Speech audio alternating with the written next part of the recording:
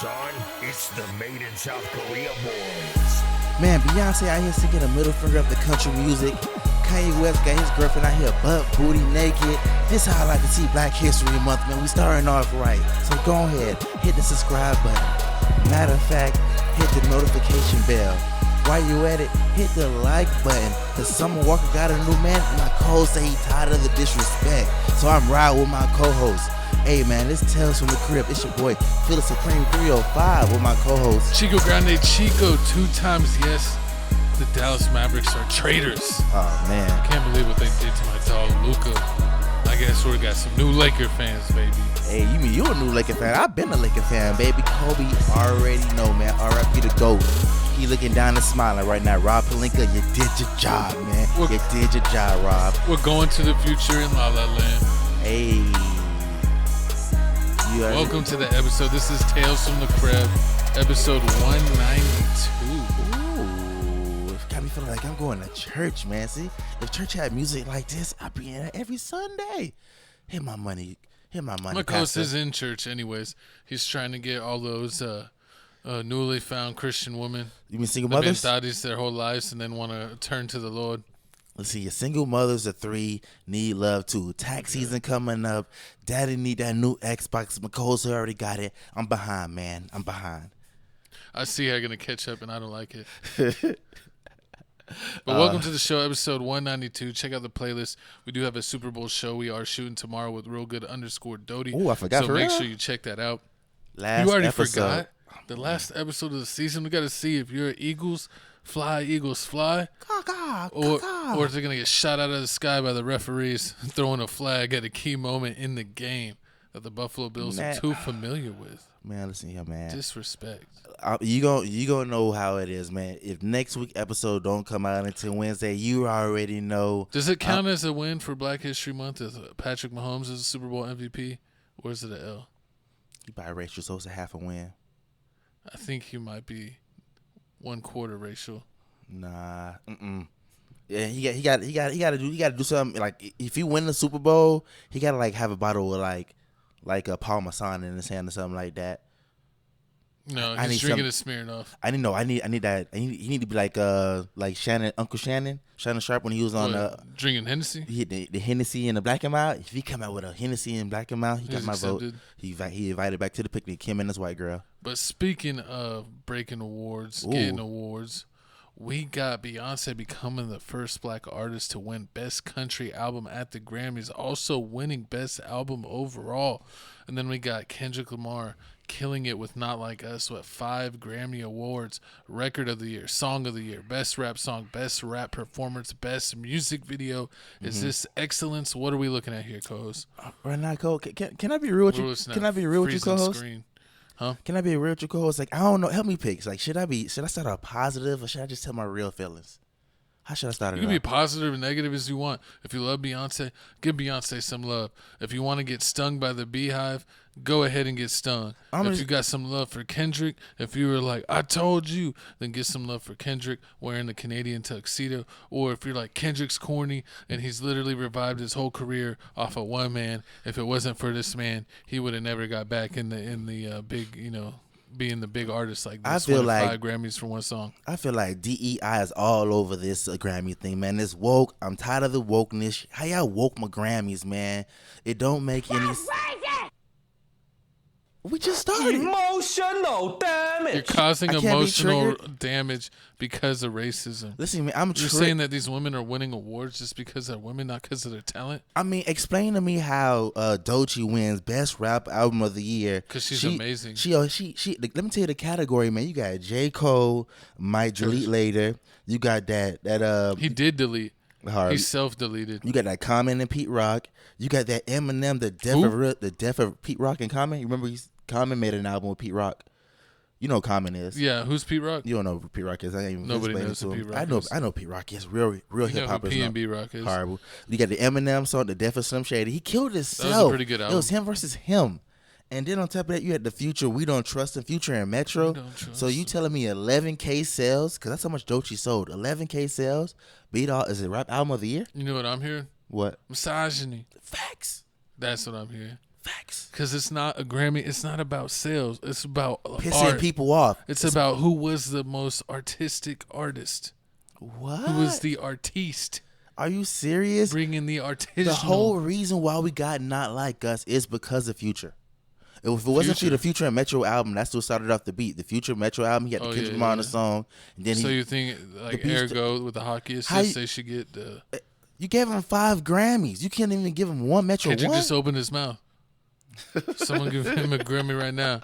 Nah, but it was, That's what they said. But it was just disrespectful. The pandering was crazy, man. From beginning to end, all you saw it. You saw it back to back to back. It was like women winning all the awards. It was some awards, some categories, they were not even men in it. Sometimes they even tricked me. It was up to me. I would have gave all the women the awards personally.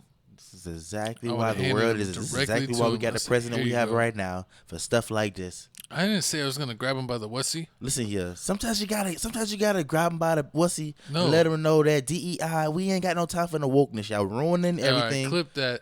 So that way I could get a new co-host. He is now eligible for the Luca trade. We're going to throw him in the portal.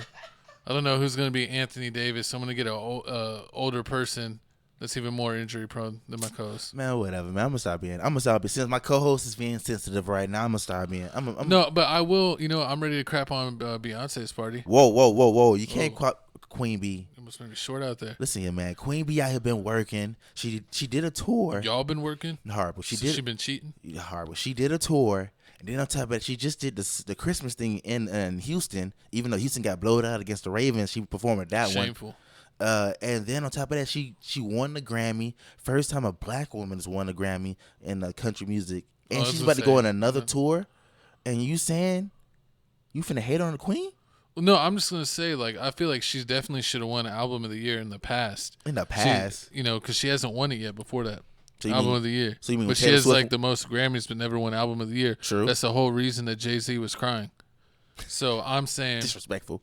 I'm saying I know that she deserves it, but a lot of people saying that she didn't deserve it for this album. That this wasn't good enough as far as being able to win, but they feel like that they gave it to her as more as like an IOU than this one actually being the winner. Yeah, because you kept knocking on, you keep coming. If you keep knocking on my door, knocking, eventually I'm gonna let you in. And on top of that, whoa. Is that how you pursue your shotties?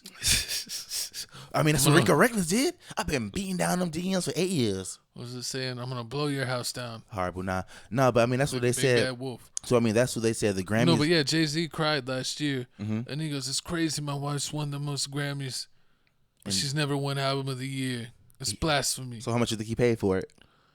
$500K. That's it? Yeah. A Grammy? Because he felt insulted. He would have gave him $1 million, but they insulted him, so only gave him $500K. You don't think Taylor Swift can backdoor and pay more than that? Taylor Swift already won enough. She just wanted to toast Jay-Z. You saw she got all up in the picture. She was like and looking like Diddy, all up in the video. You know what's funny? I do think there is something that has to be looked into. What's the coincidence that Taylor Swift is the one that provided Beyonce with the Album of the Year award the same time, and Kanye West was allegedly kicked out of the Grammys. Oh yeah. So he did.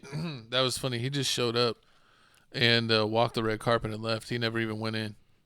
And he just showed his naked wife and left. How does he keep doing that? How does he keep getting away with this? I can't even get girls to wake up in the morning and make me a sandwich. I'd be like, "Oh, I'm hungry, girl. I'm hungry. Let's get some food." You don't know how to tame the wild ones. I'm telling you, every time I wake up in the morning, like Chick-fil-A, it's not even open today. It's like teriyaki benihana. You ever have a girl ask you for Chick-fil-A on a Sunday? It's like, who do you think I am? I had a girl ask me for McDonald's frappe at 2 a.m. Oh, they can get the frappe. Nah, and she was lactose. Oh, she's gonna be toasted up. That's for sure. disgusting. Nah, but I mean, it's even more disgusting how the Grammys was. I mean, I do applaud the Grammys of adding diversity and adding a lot more people to the Grammy nods, because I mean, a lot of people were you were just making fun of the DEI, and then you're saying you're loving diversity. I mean, I make like up change. your mind. I can do both. I can hate and give support at the same time. What's wrong with that? But I mean, this man is a flip flopper. See, my iron's serial flip flopper. My iron's low. You think you're matching Kendrick wearing your little Canadian tuxedos? Oh yeah, you called it a Canadian. I didn't know. Comment down below. Did you know if you wearing a jean jacket with jean pants. It's called a Canadian tuxedo. Yeah, if you're wearing all denim, basically. I didn't know that. Denim jacket and denim bottoms. I've never heard of and that. he even wore a denim hat. So it was head to toe. I've Canadian never heard that day in my tuxedo. life. I never heard day in my life. You're not Canadian. But I mean, like I said, I am proud of the Grammys. Of change, because a lot of jobs just stay the same with the same old rules. They made change. They made an effort. I do like that. They say it's like over 13,000. They ain't making an effort. The thing is, it's funny that I think that people make such a big deal about Grammys because honestly, growing up, all of the artists that people of the youth age, like when I was in middle school, the people that listen to music in high school and in college, like nobody really listened to artists that really won Grammys like that. You didn't listen to Macklemore? A lot of the people, no, that's what I'm saying. Like everyone used to make fun of the Grammys because like, like Lil Wayne would like sell like 200 million units back in like 2013. And then Macklemore would win like best rap album. It was like always a joke. It was always someone like Common or Macklemore. Hey, Common got skills. Or like Kanye West back in the day. It was like a lot of those like lyrical rappers, like the lyrical rappers that were like artistic. Yeah, like the super arts ones that like at the time a lot of people's like parents or like older people you knew listened to him, but not really the youth was listening to it at the time. Mm-hmm. I mean, I understand what you're saying. Like that, and I don't know about you, but like when I was growing up, the MTV Music Awards was the biggest music awards. Like that's what they cared about. And remember that show used to be like 2-3 hours long. Yeah. And they'd have like the big long intro, and they'd have the red carpet for a whole hour, and then the show would be like 2.5 hours. Like it would be like a whole evening. Like you were watching the MTV in the after party. You were watching like that on MTV for like 4 to 5 hours. True. I mean, yeah. I do have to admit. I mean, the Grammys is one of the lesser awards. Like nobody really cares about watching it, but I mean, it's prestige. I mean, like you have a Grammys gonna give you. You want a Grammy if you're an artist, especially if you're like a singer. Mm-hmm. Like if you're a singer, like yeah, like I'm Grammy nominated, or like even though it's like okay, like even Doechii, like remember how I always say like rappers, like even though Doechii album sold 11K, she's never gonna say my album sold 11K.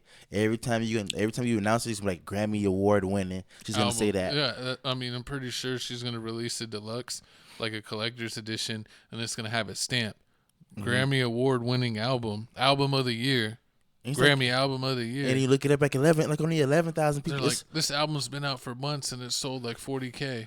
It don't even make sense. But I actually, not to hate on her, I actually like her music. And she does make good music. She is real creative. We reacted to one of her music videos on Crib Reactions, and I think I gave it like a 10 out of 10. Yes. So no hate to her. I feel like she should be supported more, and it's a shame that she's not, because she is one of the better girl rappers. She is different from like Sexy Red and Glorilla and I mean, yeah, she still got spunk. She still got the stuff that maybe people criticize, but it's music. I don't really care. True. You could rap about being all kinds of freaky naughty or murking your op. I don't care as long as it sounds good. Definitely. And then with the whole Kendrick Lamar situation, him winning 5 Grammys, him doing the whole sweep thing. Sweep. Sweep. They said that Not Like Us has the same amount of Grammys as Drake has in his whole life. Drake only has 5. He's been I nominated think he has times. like nominated like 30, 40 times, but only won 5.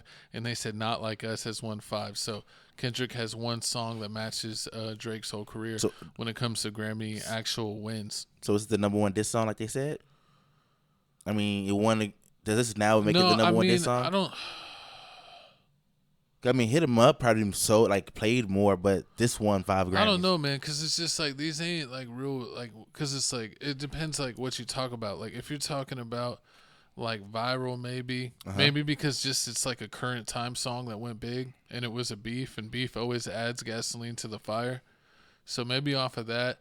But I mean, I think it's like OG cultural impact. Hit 'Em Up to me is still the greatest diss song of all time. True. I mean, but that's like. Those are rappers where, they really meant what they were talking about, and it ended in bloodshed. And they both ended up passing away. And it's like, these rappers, like, no one really believes that they're into it like that. True. I mean, Drake's literally suing Kendrick because he crossed the line. He thought, it's all fair and beef, but you can't call me a pedophile. Like, I have sponsorships, and I can't be losing, like, my Nike deal or any of my major, deals as that they do for like commercials or sponsorships or whatever. So it's kind of funny that it's like it's not a real rap beef. Like nobody's dying, like that a real rap beef. People are dying. It's not. I see that. And I don't know. I will see what this lawsuit, if it sets a precedence, because it's one thing to diss and be like, "Ooh, I'm gonna take you out," or "You're weak," or "I'm gonna murk you," but to allege that someone is a pedophile, that's kind of crazy. It is. But Drake did say that he thought that his kid was from his homie, cheating, with his wife, cheating with his homie. True, yeah. I mean that is pretty outrageous claim, but that wouldn't lose Kendrick Lamar any money. He may get him in a tough conversation with his wife or just look bad on him, but it's not going to change anything. But you put accusations that someone's doing something like that's a felony. True. So I mean, it's just weird. It's just like, I don't know. Modern rap beef is lame unless you're like from one of those places. But then is it really worth it at the end of the day to be in jail or be dead? Nah, it's not. I mean, it's definitely not worth it because you already know those rappers that talk about that be beefing heavy making those songs. Country singers don't have to worry about other people siding on them. Yeah, that's true. I mean, they get banned. They do other stuff. They like ban you off the radio, find ways to not give you any awards at the Country Music Awards show. Oh yeah, if you're big enough and you beef with someone, you can like blackball them in the industry. Yeah, cause remember I think we talked about one dude that ended up getting I think it was like Tim McGraw. It was somebody ended up getting blackballed. About his stance, like his political stance. But I mean, that's just another topic. Oh, a lot of people were hating on what's his name? Who's that comedian who did the hosting? Trevor Noah.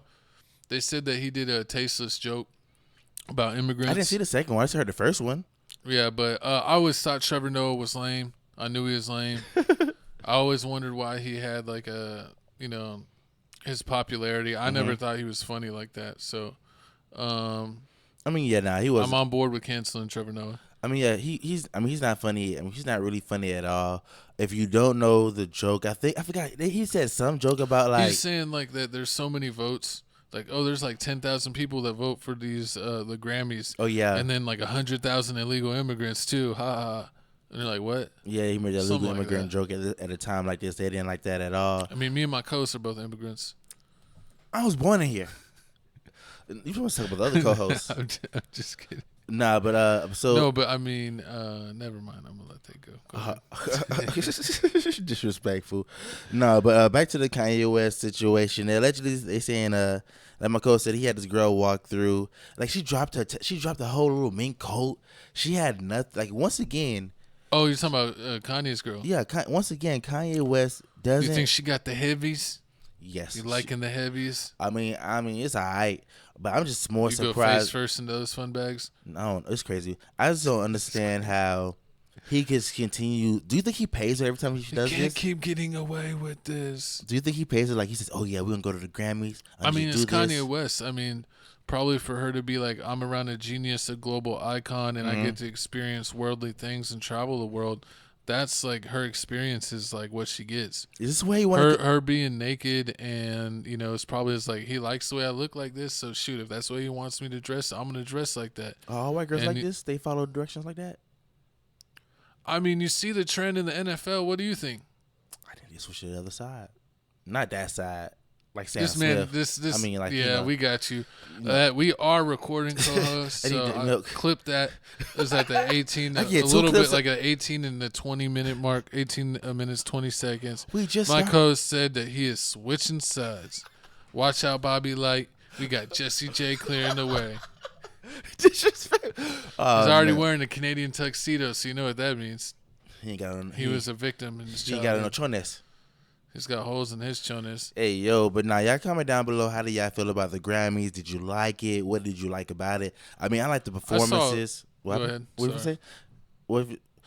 I like all the performances they have. I'm upset that I wonder if Beyonce's not going to perform at one of the Grammys since she done won like almost every award and they done did everything they possibly can do for her. Do you think her surprise face was real? Yeah. Like she acted like, oh, I didn't know. But do you think she knew and like even played it up, or do you think that was an honest she didn't know? I feel like with this award, she didn't know because it was a tie between her and probably like another person. Honestly, I seen the list. It was probably like between her and it was like Andre 3000 was. Oh, everyone was upset that Billie Eilish was nominated for a bunch of stuff, and they felt like her album was an all-time classic, and like I don't think she won anything. Nah, so didn't. They said that she got robbed. She was in the Billie Eilish. Like Billie Eilish was in the album of the year. It was Beyonce, Andre 3000, Sabrina Carpenter, the Flute album, Andre 3000, Sabrina Carpenter, the Playboy Bunny, Billie Eilish. That who's that? Charlie XCX. Who is that? I see them sometimes. I have no idea who they are. They some new person. And then they got the Chapel. Who's the Jacob one? I haven't heard. Is that country? Or? No, it's not country. It's like that's D Jesse for Volume 4. It's probably like some DJ. I gotta look him up. We don't know anything. But I mean, I guess I don't know all the music. But yeah, Chapel Roan. I seen her. Oh, your favorite, Chapel Roan. She fire. Also, you got Taylor Swift. That the Tortured Poet. The Apartment. That was my album. Tortured Poets Department. That was my album picky. That album is fire. Taylor Swift go off. But a lot of people were upset. They felt like Billie Eilish should have won it. We've reacted to a couple of her songs. She's a pretty versatile artist, but she didn't win anything for album, like in any category. No, I don't see. She was nominated for a lot of categories. She lost this. I mean, I guess the artist of the year this year was Sabrina Carpenter. It was like Beyonce, Sabrina Carpenter. Sabrina Carpenter reminds me of that other blonde girl that everyone just likes her tatas. What's that actress girl? She was in that show with Zendaya, where like all the kids are crazy on drugs. Yeah, Euphoria. Mm-hmm. The blonde girl from that has been in like other stuff. Let's see, Zendaya TV show. You said Zendaya TV show Euphoria? Yeah, well, Euphoria cast. I don't even. Euphoria cast. This guy. I had to say it out loud. I mean. Oh yeah. Sydney Sweeney. Sydney Sweeney. She like that. She built like that. Yeah, everyone likes her like that. Oh, she got a face. Okay. And some heavies. She got the heavies. She got the heavies. Y'all on something. I mean, said, it's like the thing is, we're not trying to be gross and point out the heavies, but the planes are going down these days. I don't know if you've seen. And they're going down in water. And what are you going to need when you go down the water? You're going to need the heavies. You're going to need the flotation device. You're going to need the heavies. I'm trying to stay alive. Give me the heavies. Safe. That's how you do it, co-host. Slide into the heavies. You lost. I'm trying to stay alive. Man. But speaking of but once again, comment down about the Grammys. Did you watch it? Do you care about it? Nope. Do you want to give praise? Yes. I'm sorry. I shouted out the MTV Music Awards. I'm talking about the old ones, not like now. Everything sucks now. The new ones are trash. Everything sucks now. Facts. Can we go back to 2013? Yes. But speaking of people from 2013, the Cash Me Outside girl, Bhad Bhabie, alleges that Alabama Barker was pregnant by Tyga and had relations with Soulja Boy, that he was cranking on Alabama. And she exposes Tyga for the Tyga like some young man. He's never beaten the allegations. Apparently, what was the Jenner he messed with? Kylie Jenner. I don't. It was Kylie and Kendall. Yeah, but was it Kylie? Kylie, the one that ended up going with Travis Scott. Yeah, that's her, right? Mm-hmm. We're getting fried if we don't remember right. But keep going. No, yeah, like he was supposedly messing with her when she was like as young as 16. Yeah, like he was chilling with her and having her like come to the studio and stuff. So like he doesn't have like the best history when it comes to allegations, and it's crazy that like all these rappers like are coming out where it's like like back in the day like they were kind of messing or always hanging out with young chicks and no one ever called them out. Kylie, yeah. So Kylie. Yeah, Kylie. So, yeah, I mean that is. I be forgetting, man. I'm not a chick. I'm not plugged into the Kardashians like that. I know it's Lord Disick. It's King Disick. Horrible, but like my co-host said, man, this drama is continuing. You thought it was gonna stop like it did earlier a couple of weeks ago when Bhad Bhabie was coming out and said, "Oh, my baby daddy out here beating me and everything. He mad because I'm over here sleeping with Chief Keef, and I slept at his house. I be doing Chief Keef. Also, what you doing?" I mean, I know Chief Keef got famous when he was like 16, so he is kind of young, but he's like in his mid-20s now. Now what? Bhad Bhabie's like 20 or 21 now. She a little older than that. Look up her age. She like 22. Yeah, she like Bhad Bhabie. She like 22 now, but number one OF earner. That's crazy. She's 21. My bad. You're right. 21. 21. Yeah. Born in 2000. So it's not bad. I think Chief Keef like 27, 28, 27. So yeah. I mean, as long as it's within. It's still in the 20s together. Yeah. So I mean, it's not a 10-year difference, but I mean, this beef is still going on. I mean, you started off with the whole, her was talking about her baby daddy, saying that he heard out with the Chief Keef house, he beat me up and everything, and then she exposed him for messing with Alabama, and now it's just going all crazy because Alabama was first called lying, saying no, I don't deal with that abuser, that bum, and then wait, isn't she super young? Alabama, go ahead. Alabama's like 19 years old. Alabama Barker's 19 years old. If you don't know Alabama is the daughter of Travis Barker from Blink-182. From Blink-182, and now he got the Kardashian Chloe Kendall. It's so many Kardashians. He got the older Kardashian sister pregnant, coming down her name below. I'm drawing the brain fart. I get it. Get that for me. He has her pregnant, so she has money. So back to Alabama. Alabama's the daughter. Oh, Courtney. Jesus. Alabama's the older daughter, not from Courtney. Horrible, not from Courtney, but she's the older daughter. So now the beef is getting more drastic. I mean, they letting everything go. We got a video right here of Bhad Bhabie talking about what Alabama been doing, and then she gonna tell you how Tyga and Soulja Boy got in this conversation. Got you pregnant. Try to play me. Not pregnant by LV. That is not what I said. LeVon never f***ed her. She's 19. LV never f***ed her. She was not pregnant by LeVon. She was pregnant by Tyga. And she was on Soulja Boy. So yeah, get it right or don't get it at all, because she was not pregnant by my baby daddy. Hell no. No. She told LeVon that she was pregnant by 35. Tyga. She was pregnant. She got an abortion. Whoa. I don't know exactly when she was pregnant. All I know is that she was pregnant.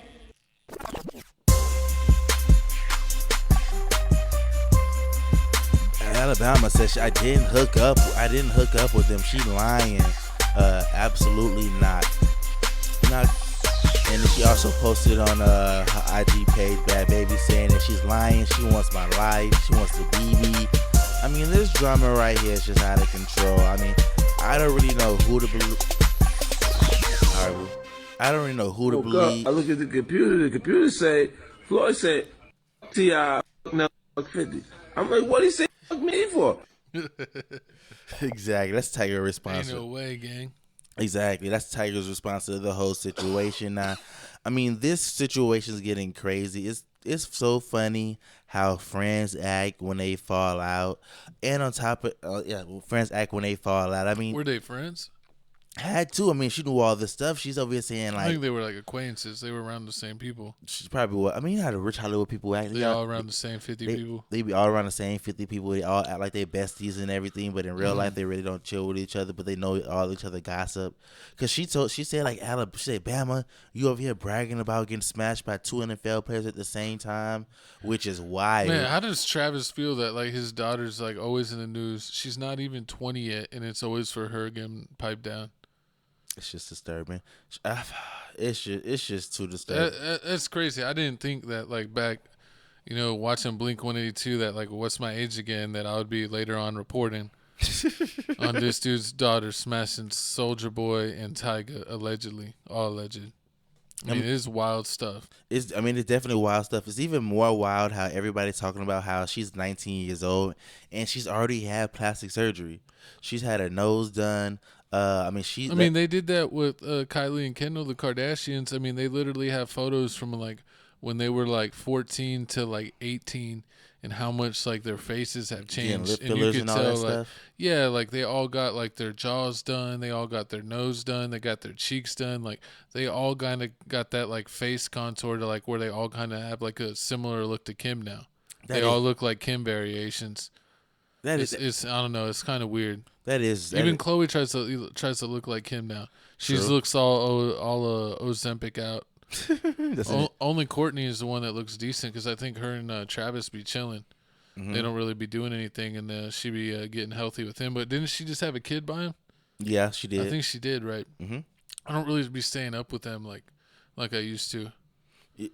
Yeah. Usually when you're into the Kardashians, it's like you're dating a girl at the time that's super into that. So like you always see it by like them having it on. They do have a new show coming up, but it It is crazy how, like, I was wondering, like, why would Tiger even be around Alabama? But if Alabama is hanging around the Kardashians, if Alabama is with her dad and her dad's hanging around the Kardashians, pretty soon, I'm pretty sure she had to hang around Tiger and chill with him some type of. Yeah, that's crazy. I guess it's a Hollywood thing because, That's crazy that, like, because it's like she should not even be messing with Tyga because she shouldn't even be in the same party as Tyga. Did Tyga have a kid with No, they had him a kid. He just hooked up with They him. just hooked up. And then Black China got with Rob. Mm-hmm. Man, Hollywood keeps it all in the family. Black China had a kid with Tyga Rob. and Rob. Yeah. So she had a kid with Black China and Rob. So Tyga ended up with another one that she ended up going with Travis Scott and ended up having a kid with Travis Scott. Because remember his girl, she ended up going with Travis Scott. And then they broke up. But I mean, this whole I was trying to. She shouldn't really be around him, but I guess that's how Hollywood roll. Like my co-host said, like these kids when they were younger, they're getting plastic surgery early. So I mean, on your 18th birthday, you getting probably like a gift card and some Robux. But some of these girls' parents like, oh, you want a nose job for your 18th birthday, or they get it from their 16th birthday. Yeah, 16th birthday. Get a new nose. Get a whole new nose. Or you get like a $50 million yacht, a $500 million yacht. And Bhad Bhabie, do we have video or didn't she just get like her nose done and it looked like she got punched in the face? She just had the right thing with her nose. Yeah, she got the whole thing. I guess that's the whole the way their nose is built. And I guess I see it now. Now that nobody girls want rhino, like the action, the rhinoplasters. I see how they do it. Michael Jackson nose. Yeah, it's just nasty. It's just nasty. I just feel like she's too young to be getting plastic surgery. My thing is, it's like I understand if your nose is jacked. Mm-hmm. Like I think like as long as your nose like is a normal shape, then you leave it alone. Mm-hmm. But like most noses they go down and down or it's whatever shape. But if you're just like going down, it's got like a big lump or something. Mm-hmm. Some people got janky noses. Like get that fixed. Like you played sports and had your nose broke a few times and it's all crooked. Get that fixed. They definitely get that fixed. But as soon as Bhad Bhabie came out, said Tyga, Soulja Boy name, I automatically knew on this next slide here that Soulja Boy was finna come out and say something. And here's what he had to say. Basically, slander. Oh yeah, Soulja Boy calls out Bhad Bhabie after she alleged she was intimate with Alabama Barker, threatens to sue for defamation. Let's go ahead and see the clip. Bhad Bhabie, you cracking. Why the f*** you got my name in your mouth for? Ain't your baby daddy beating the f*** out you every day? Don't you got black eyes every time you go live? Damn. Don't you wanna be a fake black girl? Ain't you been culture virtuing on our culture? Ain't you was at my house in Malibu trying to suck my d-? And I said no. So you mean to tell me because I ain't let you suck my you mad you get on this internet lying on my name? Now when I sue your little and take that little OnlyFans money you got, then I'm wrong, right? Sit your down somewhere, you little is wrong with you before I beat your like your mother. Hey, now he's threatening. I'm finna sue your stupid for defamation of character. I want $10 million. I want $10 million. Who's the Dr. Evil? I mean, when she got the coin like that. Remember, I told you we looked it up. Remember, a couple years ago, she made the $40 million off the OF, and then now it's reported like she's making like $1.5 million a month off the OF sales. It's crazy that she's really just showing like bikini and lingerie. She ain't even being like a full P star. Like she just. That's crazy, and she be making the money like that. It's like, how down bad are you? You mean how down bad are men? Because men don't pay for anything. If it's coming for a girl, because that's what some dudes will say. It's like, well, it's not. I know that you can get that stuff free on the internet, but I want to see that girl. But it's like, how are you like a super fan of Bhad Bhabie? Like I remember seeing her on Dr. Phil. I still think of her as that super crazy bad kid that's saying. Catch me outside. How about that? Mm-hmm. Like I don't know. It's crazy that like it is. Remember, is it crazier than the girl that was selling her fart in the jar? Remember that? It was a girl on OF. Yeah, because then one time I went in your closet and there was like 20 open jars. Hey, I was like, what the? You got a Mason collection or what? You know, I'm trying to sell my own Victoria's Secret. Oh my God. Ain't keeping that secret. Nah, but I mean, Tyga denies it. Tyga also responds on Twitter. He says, "This is the dumbest ish I've ever heard. Y'all believe anything y'all see online. I've never had any sort of physical relationships with Bama. It's honestly ridiculous. I even have to address. I mean, you know why you gotta address this. You got a track record. You know what you did in the past. He likes him. I heard he like him young. I mean, you like him all types of age. I mean, you just be living your California life, honestly. Because remember, he was doing the little P videos. What was the lime in the coconut song? I put the lime in the coconut and twisted it all up. You be twisting it all up. That was a song back in the day. Because Shawty's always loved it. his cousin was Travis McCoy. He's related to somebody, Travis McCoy from Gym Class Heroes. I think it was something like that. He was related to him from Gym Class Heroes. I remember Gym Class Heroes. But that's how he got famous. But I mean, this situation's crazy. Y'all comment down below how y'all feel about this whole situation. Do y'all believe Soulja Boy, Tyga, or Bama, or any of them, or do you feel like Hollywood is just a whole freak off Diddy party? It's Hollywood is all a freak off Diddy party. The biggest failure that's happened is that people think that like the Roman orgies and like freak off parties died back in the day. Super rich people, the elite, the 1%ers, I believe that they've still been partaking in this kind of like freak nature. And we hear about it time and time again where like NBA players, NFL players, actors, actresses that are in this, August Alsina, Will Smith, they're all in these like freak off stuff. And it's like there's Diddy videos, and apparently you have the videos that include all kinds of celebrities, about the islands with the lists that I won't talk about, because they'd be shadow banning videos. But, we got all the conspiracy with all the famous people going to the islands, and we got ex-presidents going to the islands.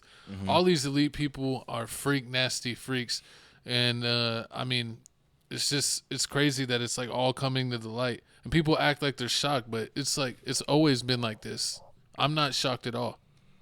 I mean, of course, you see how, it's just horrible, man. I ain't even comment on this no more, but moving on to the next topic here, man. We got more gossip for you. We got more things to talk about, man. Oh, my God. They're picking on your boo. Dang. My co-host is Boo, Detroit rapper. Her body is tea. What you mean? You be drinking that tea. Go, go, go. I drink that bath water like Kevin Gates used to say about Beyonce. What are you saying, that you were licking marbles? Of course. Finding pearls? Exactly. But looks like Lyft driver denies service for plus-size woman, blames his tires, and tells her to call Uber XL that his suspension cannot handle her. The car is small. You will not fit in the back. And people think that he's crazy or being mean. She's a rapper in Detroit. I guess she's well known using Lyft. And they think that he was being crazy and, fattest? What's the term? Body shame. Body shaming. But it looks like he was being polite in the video, but let's check it out. We got a video. We got a video right here. We're gonna play the video. We also gonna play a video from talking with the lawyers talking, and then we're gonna come back and let you know, is she really gonna win this case? In a car. Yeah, I'm sorry. What makes you think I can't fit in this car? Because the car is smaller than that. My best friend has a Benz that's newer than this that I can fit in. That's the same size. Yeah, I'm sorry. I can't. So you really telling me I'm too big to get in your car, so I gotta order another Lyft? Yeah. And to be more specific with you, I got very tired. What? I got Lyft. Then y'all talking about, she posted a video for clout. I am the fucking clout. I've been doing this shit a long time. I posted this video because y'all got us fucked up. Y'all always trying to put big people in a fucking category. Oh, big people this, or big da-da-da-da, or big bitches this, and da-da-da. Stop doing that shit. Y'all want us to be in a fucking house, miserable, bored. Oh, cover up, or da-da-da-da-da-da. You can't wear that. You big, and da-da-da. Fuck you. Fuck you. Fuck the niggas and the bitches that saying that shit. Bitch, I am a big person fucking advocate. And I'm not the only person that they did that shit to, bitch. I'm just the only person that's gonna stand up. I'm the only person that's gonna post the video.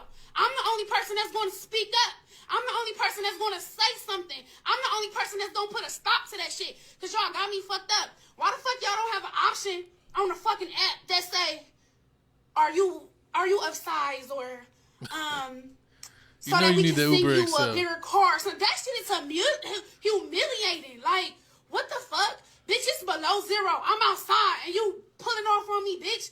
I don't give a fuck if you gave me my fucking money back. I don't give a fuck about none of that shit. Like, y'all got us fucked up. Bitch, I'm not in the house. I'm outside. I'm showing my stomach. Fuck is y'all. I just want them to know, like, here she is for the TV it really interview. hurt my feelings. It looks like Lyft might be hurting pretty soon, too. I knew it was illegal, and I knew that it was wrong. Her attorneys, John Marco and Zach Runyon, say weight is a protected characteristic in Michigan by law. It would be no different than a driver pulling up and saying, you know, I don't want to have black people in my car, or I don't want to have Christians in my car, or Muslims in my car. It's the same. Under the law, it's the same. The lawsuit is filed. Since she posted the encounter on social media, other full-figured folks have reached out saying the same thing happened to them. I can fit in this car. No, believe me, you can. Yes, I can. I really want people to see, like, what we go through as bigger people, you know? Hey, so since she's suing for that, can I sue for Domino's not delivering it to my house because they say I live in the hood? That suing for racism? It's racism. Basically, what you're saying, you can't discriminate. That's not racism. I'm scared for my life. I mean, he's scared for his suspensions and breaks. He's scared for his suspension and breaks. I mean, that's what he working with. You think you know how much suspensions and breaks cost? You think he got $400-500 just laying around? He working Lyft. You know how many rides that is? He hit up. It's a month of rides. It's up in Detroit. Like, this ain't nowhere. This is Detroit. You already know they got potholes galore. You hit the wrong pothole. I mean, I don't think that the driver did anything wrong. It's the end of the world. If he wasn't worried, if he was worried about his car and didn't want to take the risk, I mean, at least he refunded the ride, because he could have just been like, they had too many people and like disputed it and like made Lyft try to pay for it or charge her, but he had her refunded, even though he had already drove to her and just like went on about his day to his next Lyft. I don't think he was being mean. He didn't call her out. He just said that he didn't feel like it was safe. So I don't think there was an issue here, man. And it's like, if you know that, like, they should almost have it on Lyft, like the height and weight thing, like she said. Yeah, because you know you can't order no small car. Like, if you're 6'5", you gotta order an Uber XL. You ain't fitting in no regular car. You want somebody to put up in the Kia Soul. You weigh 350, 370, 400. You probably ain't fitting in that Kia Soul. I mean, you probably is gonna fit, but it ain't. Do you think an NFL football player in another city that's like 6'4", like 320, is gonna order a regular car or order the XL? You know, it reminds me of the car insurance commercial with all the WNBA players, and like I think it's Asia Wilson, and they're like, Asia, why are you driving this car? And like, I think like Sabrina and all of them are in the backseat of the car and everything. And y'all like hunched up. Yeah, they can't fit. They can't fit, and like, you should buy a car. I mean, but yeah, buy a car. But with this situation, I feel like she's gonna win. It's gonna be like one of them dumb lawsuits where like the McDonald's hot coffee situation, where like, oh yeah, this lady won a bunch of money because she burnt herself because of the coffee. Like, it was hot and it didn't have a warning on it. I mean, like, you asked for hot coffee, like you said, I want some hot coffee. And then you spilled it on yourself. And then you spilled it on yourself, and then you sue, and then you win. Or the guy that got hit with I think he walked out of a hotel or something like that with the rotating door, and they hit him. Like, people sue for like the craziest. Yeah, I've seen that, where those rotating doors at hotels, like in New York or other major cities, or like they'll randomly like lock up. Someone will run into them and like, you know, break their glasses on their face or get a scar or something, and then they sue them and they win. I mean, hopefully that if this goes against, it just goes against Lyft, because Lyft's a major company. They got insurance. They can handle it. And hopefully nothing happens to the driver. Hopefully he doesn't even get disciplined, because it's like, if he wasn't rude and didn't feel safe with his vehicle and refunded the ride and went about his day, I mean, I don't see what he could get in trouble for. True, and then with all this body positivity thing that's going around, and everybody's saying, like, trying to be positive to everybody else, not saying any mean things, I'm surprised how there was a lot of fat shaming, a lot of fat comments. Like, not a lot of people agreed with Miss Big Dank. They were saying like, no, now she knows she needed a forklift, or she needed to order. Dang. or she need to order Uber XXXXXXL, or you know what? She probably should cut the bus. She could have cut the bus. You know, that's like the one thing. Like, if you're like a content creator or anyone that's like any type of famous, either social media or on TV or whatever, and you're overweight or you got like bad hair or messed up teeth, people are gonna always point out the obvious. True. They always go for the lowest hanging fruit, the easiest targets. So it just comes with the territory. True, it does. I mean, unfortunately, you're not going to change people. It is what it is. Like DJ Academics was talking about it, and he was they were teasing on him about it because they're like, "You're going to go on Ozempic," and he's like, "You know what? I might." And they're like, "No way, Ozempic act." And he's like, "It doesn't matter." He's like, "You're going to make fun of me if I'm fat. You're going to make fun of me if I take Ozempic and get healthy." He was going to make fun of me either way, so I might as well just be healthy. True. You know what's funny? What if they do put the height and weight and everything in it, but then they start to notice like, okay, well, if I'm the fat person and you the skinny person, when I say I'm trying to go down the street, it's saying, oh yeah, this price is gonna be like $27, but when you type it in the same time, it charges you like $10. Like inflation. Or like price gouging fat people. Yeah. But I mean, it kind of is because you need the bigger vehicle and it probably costs more. But you're not gonna sue for that more too. Gas.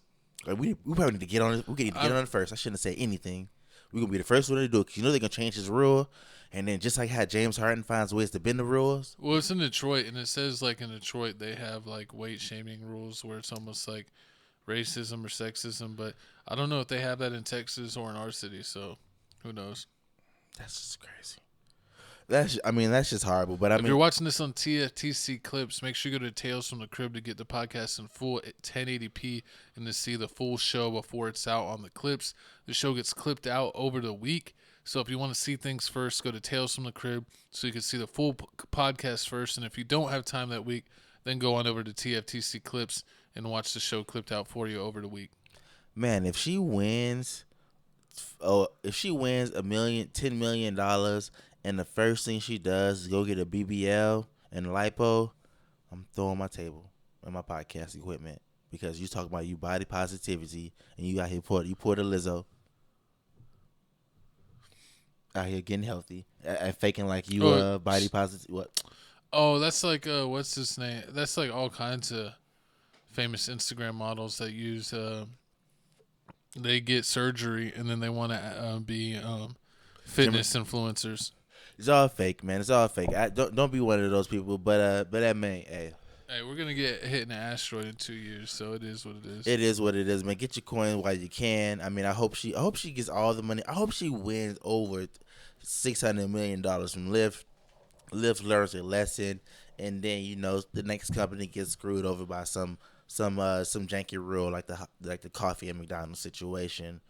Or I feel like the next she's gonna bust down the door for all the hate that you've given, and I'm gonna have to hit her with my mic stand and defend you from her beating you up. Let me tell you. Okay, so you have the McDonald finesse.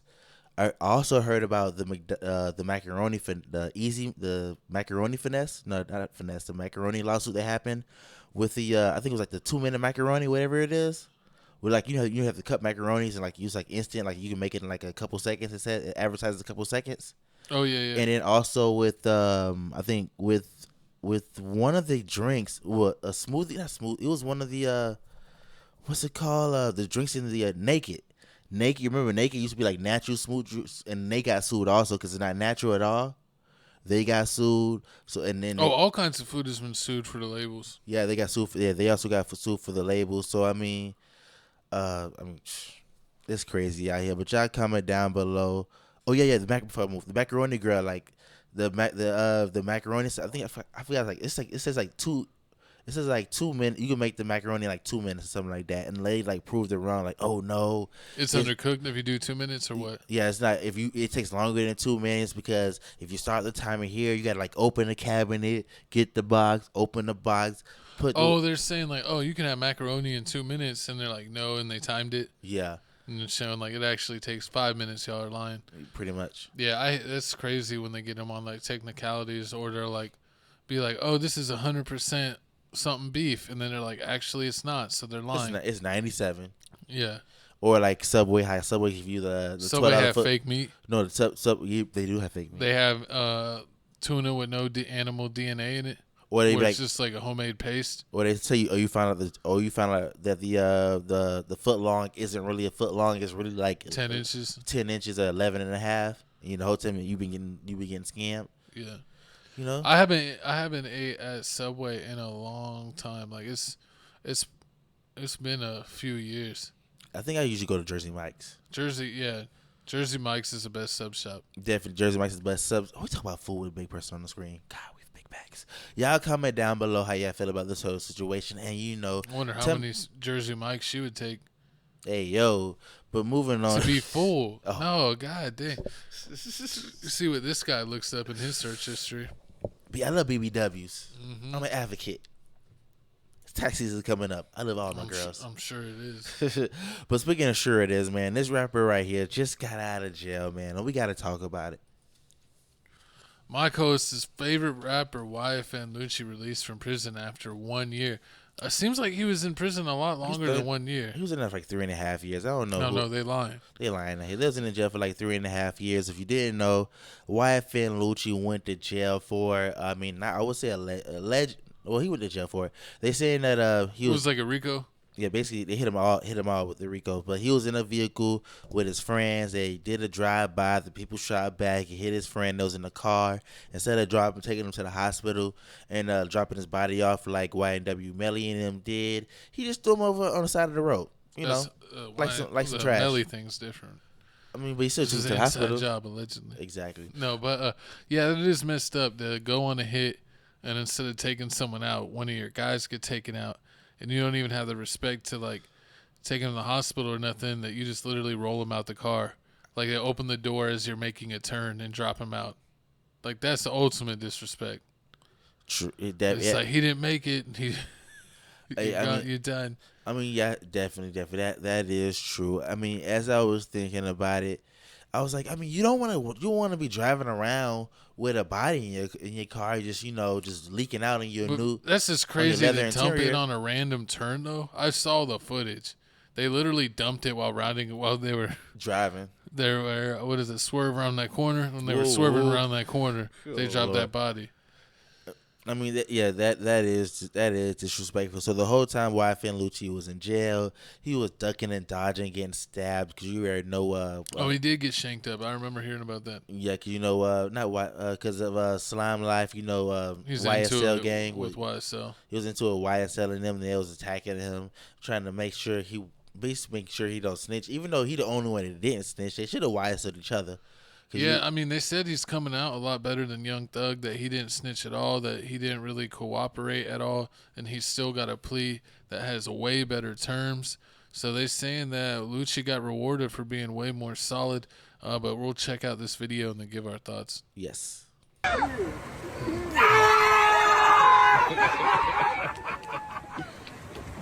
Wait, man.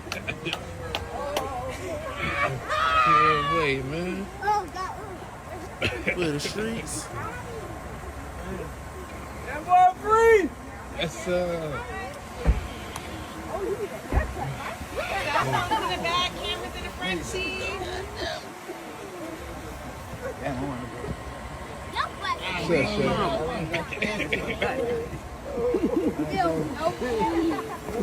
What you say? My nose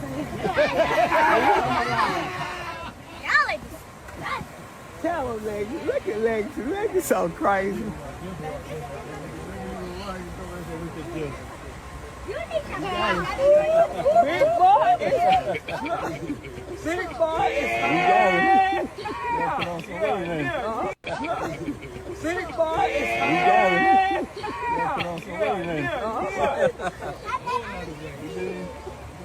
I know that. Look, you ready? Yeah. Hold that shit back, man. Let that shit out, man. That shit out, bro. Hold that shit. YFN Lucci is required to live with his mom and take drug tests. Stay away from gang The gangs avoid firearms, can't leave the state without permission until his parole. 2031? Dang. It's like 6 years. They ain't long at all. 6 years gonna fly. Yeah, but can't leave the state? Without permission. Oh, okay. So if he goes on tour, he could give him like, I want to be here at this date, here at that date. And they might probably like allow it if he gives them like months in advance. Yeah, but they're not gonna give him months in advance. Like they gonna do the same thing 6ix9ine was trying to give him like a 4-5 hour notice before they had to go, and then eventually you get caught up. Like, oh, no, I gave a notice. Like, nah, you got to give like a certain amount of time.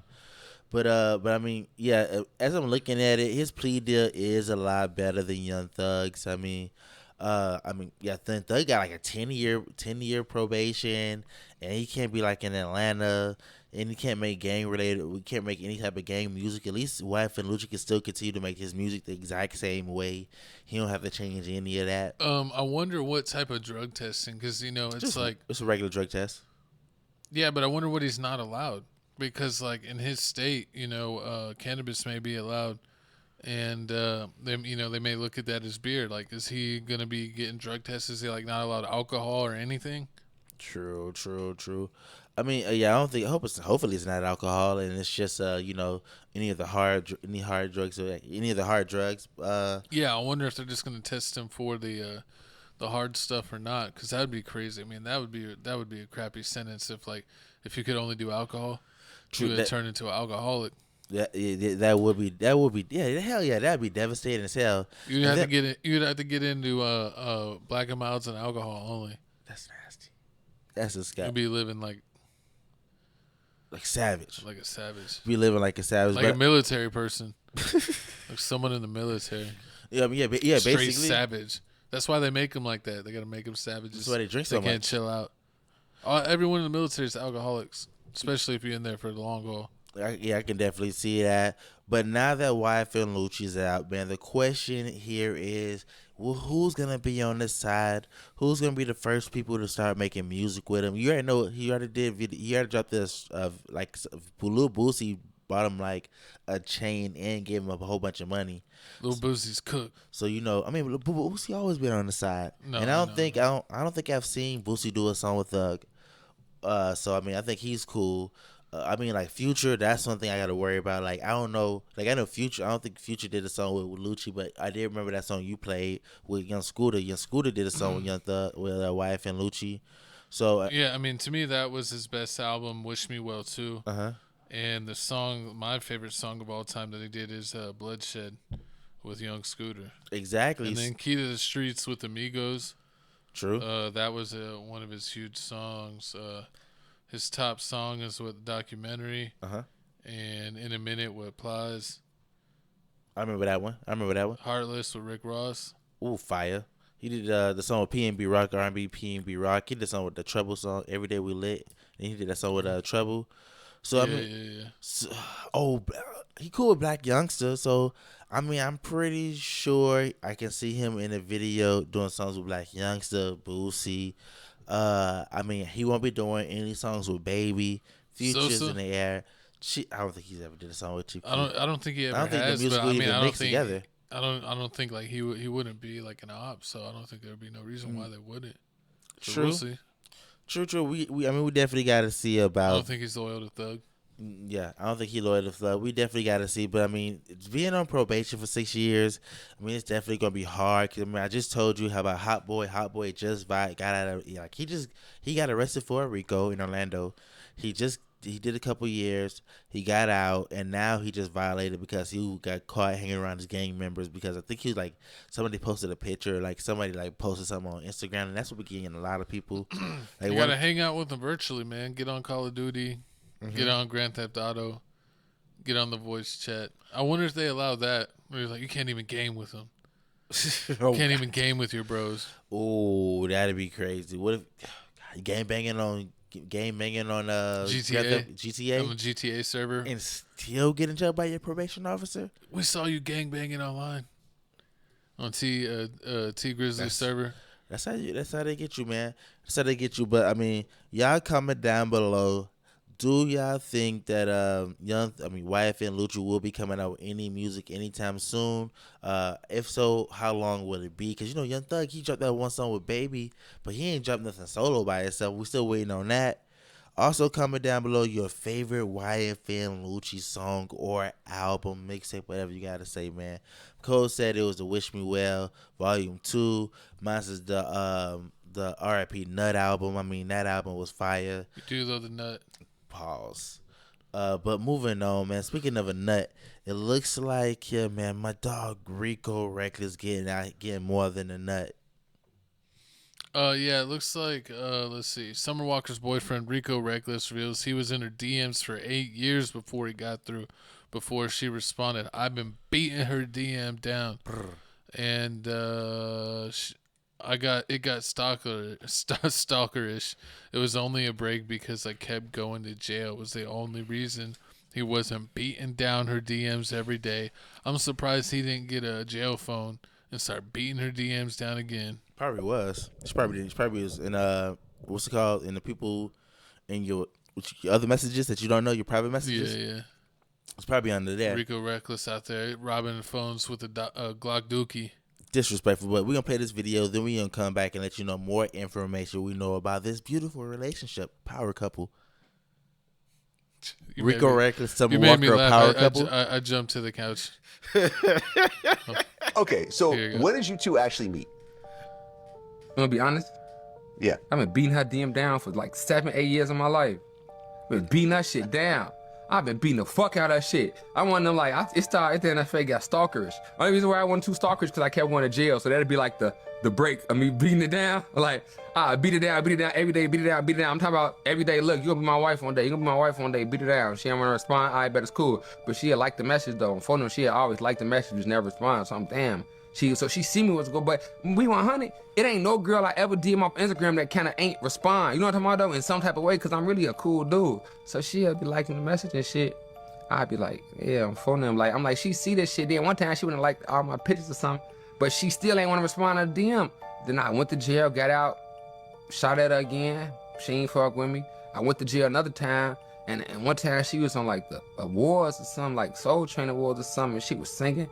I'm telling the whole jail, like, that's gonna be my wife. I get out, it's gonna be my wife. They shut your bitch ass up. They shut your bitch ass up, right? Cause they ain't gonna be, you don't even know her. I mean, it's gonna be my wife when I get out. Mark my words, I swear to God. Now niggas really like, I ain't gonna lie, shorty. You said that years ago. And it was like, I finally just, one day, she finally like, you not finna stop, is you? Fuck, is the light red or is it green? I'll never stop. This shit don't go. Fuck is you talking about? You tripping like. Is it on red or is it on green? What type of timing you on? Exactly. She playing games out there trying to know what it is. But, I mean, honestly, with this whole situation, I feel like Rico Reckless dead serious. Like he gonna do her right. He gonna be like that one dude, like the girls how they have that one boyfriend that either died or went to jail, and like they always keep in touch with him or they always love him no matter what. Even he's gonna be like one of those situations. You think he's gonna go to jail again? He still lives in Chicago. He's gonna get right. He lives in Chicago still. He's not gonna move. He's moving from Chicago. He can't. If you remember his family, he has 2 kids. I mean, 8 years ago he had 7. 8 years ago he had 2 kids. I don't know how many kids. The rack get back. And you know how it is when people have to go back and forth to the rack. It's crazy. So either you gotta leave. Man, it sucks. It really sucks because it's like anytime you're there, you're at risk. Because like remember, Chief Keef's friend, they moved to Chicago and he didn't go back for like 8 years. He went back for a week to visit his family and everyone, his cousins, all that, and his just his family. And he got killed. Someone saw him and killed him. Exactly. That's on.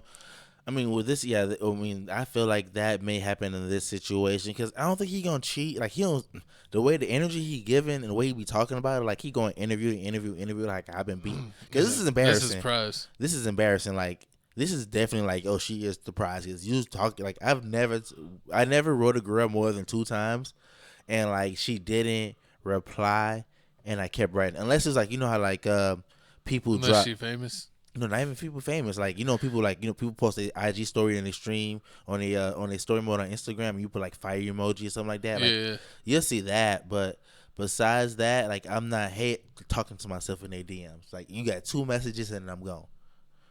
8 years is crazy. Yeah. And the fact that she actually bit the bait and she with him, I mean, it's even crazy. It's giving, like my dog said, man, it's giving gangsters out here hope. People that's in and out of jail. It's spoken into existence.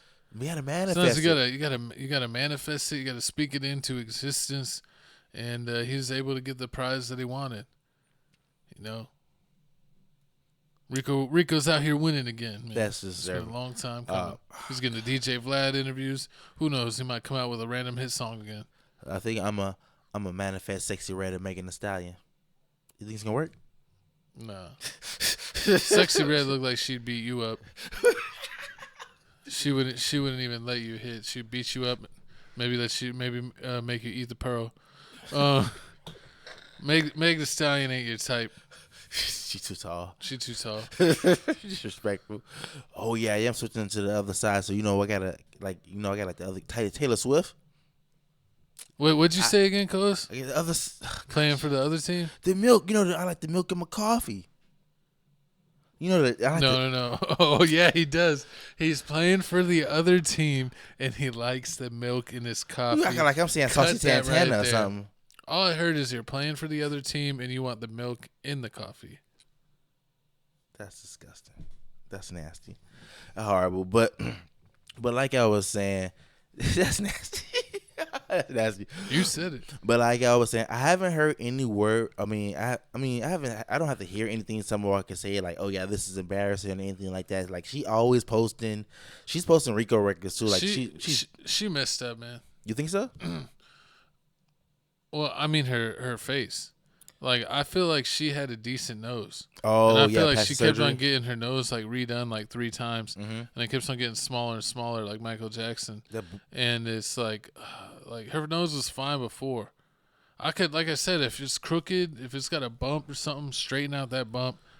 Fix whatever is broken or not right about it. But don't keep just on shaving down the nose. Like people look weird when they have like a no nose face. True, her nose is getting smaller and smaller. I mean, eventually you ain't have no nose at all. Yeah. So people don't like no nose faces. It's weird. It's like you look like an elf. Pretty. Yeah. She looks almost like a Who, like Cindy Lou Who That's from hilarious. The Grinch. Yeah, she does. I mean, I definitely see that here. From Whoville. But I mean, do you think that? Oh, man. Do you think that? Summer Walker going with Rico Reckless is just proving a point that females choose the wrong guy on purpose so they can continue with their trauma and they can trauma bond with other girls. Because in reality, if you think about it, no girl want to see other girls happy.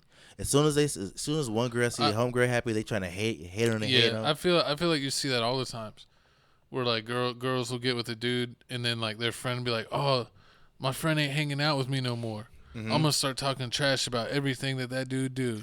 Mm-hmm. And I'm gonna be like, you could do better than him. This because they just want their party friend back. Yep. They don't care about their friend. They want if they're single, they want their friend to be single. If they're in a relationship, they could probably care less if they're hanging out with their friend less. True. And then if you see all these girls have the same conversation, like they all friends because they really just be trauma bonding. Like they have nothing really in common. All they have in common is like, I got screwed over by a man. You got screwed over by a man. And that's what I'm saying. And they be sabotaging the other ones. Mm-hmm. One finally start dating someone and then they feed all this like evilness in their brain. Like, oh, he's doing you wrong. He should have done more than this. Mm-hmm. Like you need to get away from him. It just doesn't make any sense. And they just want you to be like coming over next week with the bottles, so you can just continue. They're like, it's weird when it's only like 3 of us. We like when there's 4 of us. Exactly. They just want to continue. They just want to continue with this trauma bonding culture. I mean, this trauma bonding culture, and just talk about how like dudes ain't ish and like. Dudes are ish. It's good dudes out here, but you don't pick them. And girls say things. There's some, but when girls want to say things like, "Oh yeah, I don't want to talk to him because he can't handle me," I'm like, "Why would he want to handle you? Like, what are you talking about? Like, why are you coming?" I don't know why. Some women want to be broken like a horse. I don't understand. It's like, why do you need to be tamed? Like, I want a woman that I don't have to tame. Pretty much. I'm not trying to do that. But they think you like it. For some strange reason, somebody told them that dudes like it. And we taming women. Yeah, like dudes like the tame women, or like dudes like the girls that, like, you know, they feel like this is the same way with guys, like the same way with them. Like girls like bad guys, and like, oh yeah, guys like bad girls too. So like they like the girls that like you gotta break the wild you gotta break them in, like, or like make them run, like do all this extra stuff. I'm like, no, guys don't like that. Like guys like girls that act like escorts and all that other stuff, but they don't want you to really be an escort. They don't want you to talk to them like they ain't ish. Like, we just want you to F us like you're an escort. That's it. But they don't understand that at all. Like, they don't. It's just weird. But I mean, this whole situation is crazy. Like, I just want Summer Walker to find real love and happiness. And if it's with Rico Reckless, it is what it is. If it's back with Little Meechie, you know, Little Meech was doing it wrong. What you mean? He was helping out too many people bringing the groceries. He can't help his cousin? He wasn't working for the grocery delivery. What is he doing every other week? He was Uber eating, man. You know, doing the Uber eating. BMF season 5 ain't come out yet. How many cousins does he have? I got a lot of cousins. See, Papa was Rolling Stone. This is you're part of the problem. Part of the problem, like why women don't trust men no more. This is why you are on the dirty. I changed my ways, but it's not my fault. These women out here is toxic. They trying to talk to you crazy. And so what hatched first, the chicken or the egg? Who injured who first, and started the trend of injuring being the cool? It all started with Tasha with the dookie clock. Horrible. That's besides the point. We're gonna move on. Comment down below if you are a Rico Reckless or a Summer Walker super fan. Rico Reckless out here winning, man. Shout out my dog. On King David. But it is the halftime show Bada bing. Of Tales from the Crib. We let you know what's new, what's going on with the channel, and what you can expect, what we are up to on this channel and all of our other channels. We have a total of 4 channels and one buddy channel, or one buddy has a channel who he's not active on. Real good _ Doty. I don't know what happened. He was giving out words of wisdom every week, doing all kinds of videos, and he fell off. Y'all need to go comment on his last video, tell him to get back in the booth.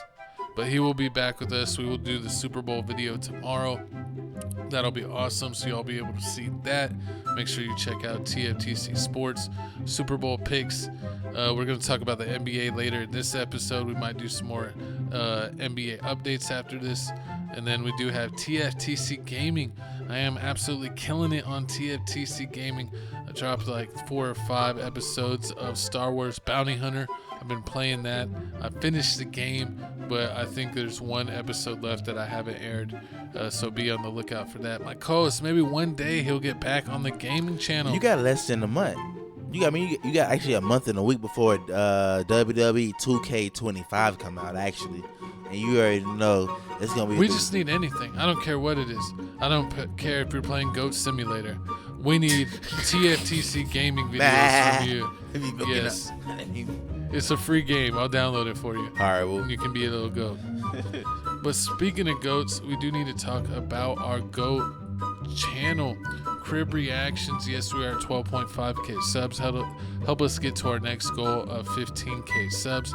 We check out music from all over the world. Rap, hip-hop, K-pop, country, Jack Harlow. It's all on Crib Reactions. Let me get us in the corner. Hey. We're out of here so you can see the list. Yeah, we checked out some Baby Monster, some Rozier, some Jenny, some XG, and Sexy Red, and Bruno Mars. My co-host absolutely loved the Bruno Mars and Sexy Red song. It was his pick of the week. And look, that video's got pretty much 4K views in 5 days or less. So check out Crib Reactions. We've been killing it, dropping nothing but gems over there.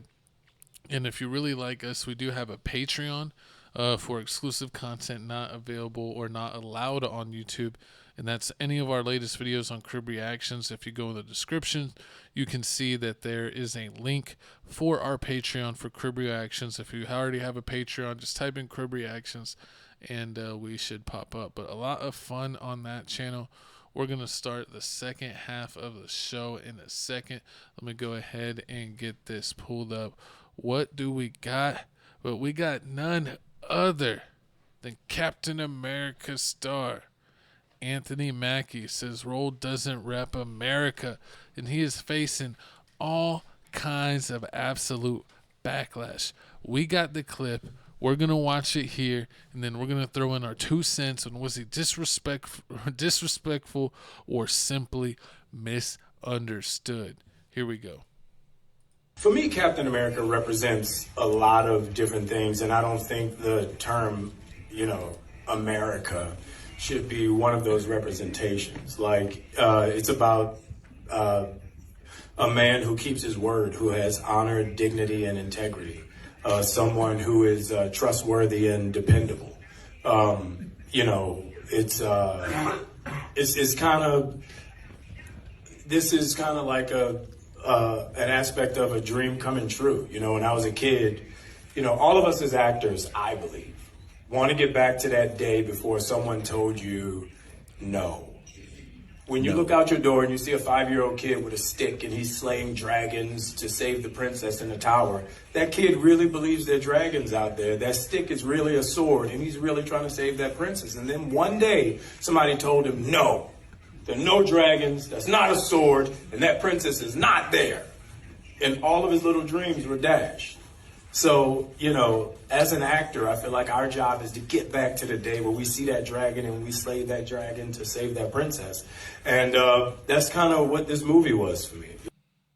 What the hell is he talking about? Thank you for the non-English subtitles. I mean, really helped out. I got help. We broadcasting. We bigger. We better. We got Spanish people. Viewers from all over the world. Exactly, man. Like my dog. But this guy sounded. I'm sorry, Anthony Mackie. I was going to defend you, but you do sound like a da-da-da. Yeah. I understand what you're trying to say. That being Captain America isn't just about like being American. It's about being like a lot of the qualities that you might find in a military person or someone being respectful. Honest, trustworthy leadership, all that stuff. That he could be an inspiration for anyone in the world. I definitely understand that message. I think it came out wrong. But the whole thing about the stick and the boy and saving the princess, and they said, oh, there's no princess, and killed the dreams. Like, that didn't really make any sense or add anything to the conversation. It really didn't. It just seemed like he was rambling, and now I understand why people said he's dumb. And I don't know. I just think that's what I think. Yeah, true that. I mean, if he was talking about, like, I was trying to find my love for acting again, then the whole story about, oh, yeah, the kid playing with the stick and trying to save the princess and trying to get that back, then that would have made sense. Like, I lost my fire. I'm trying to get the fire back and the imagination back I used to have.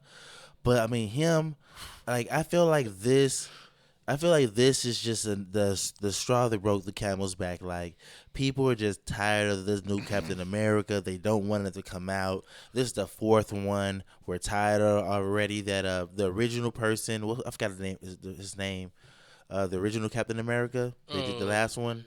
I don't know if it's Chris Kane, something like Chris Evans. Yeah, I think it was Chris Evans. He's no longer doing it. He's tired of telling everybody that he's not coming back to do any more Captain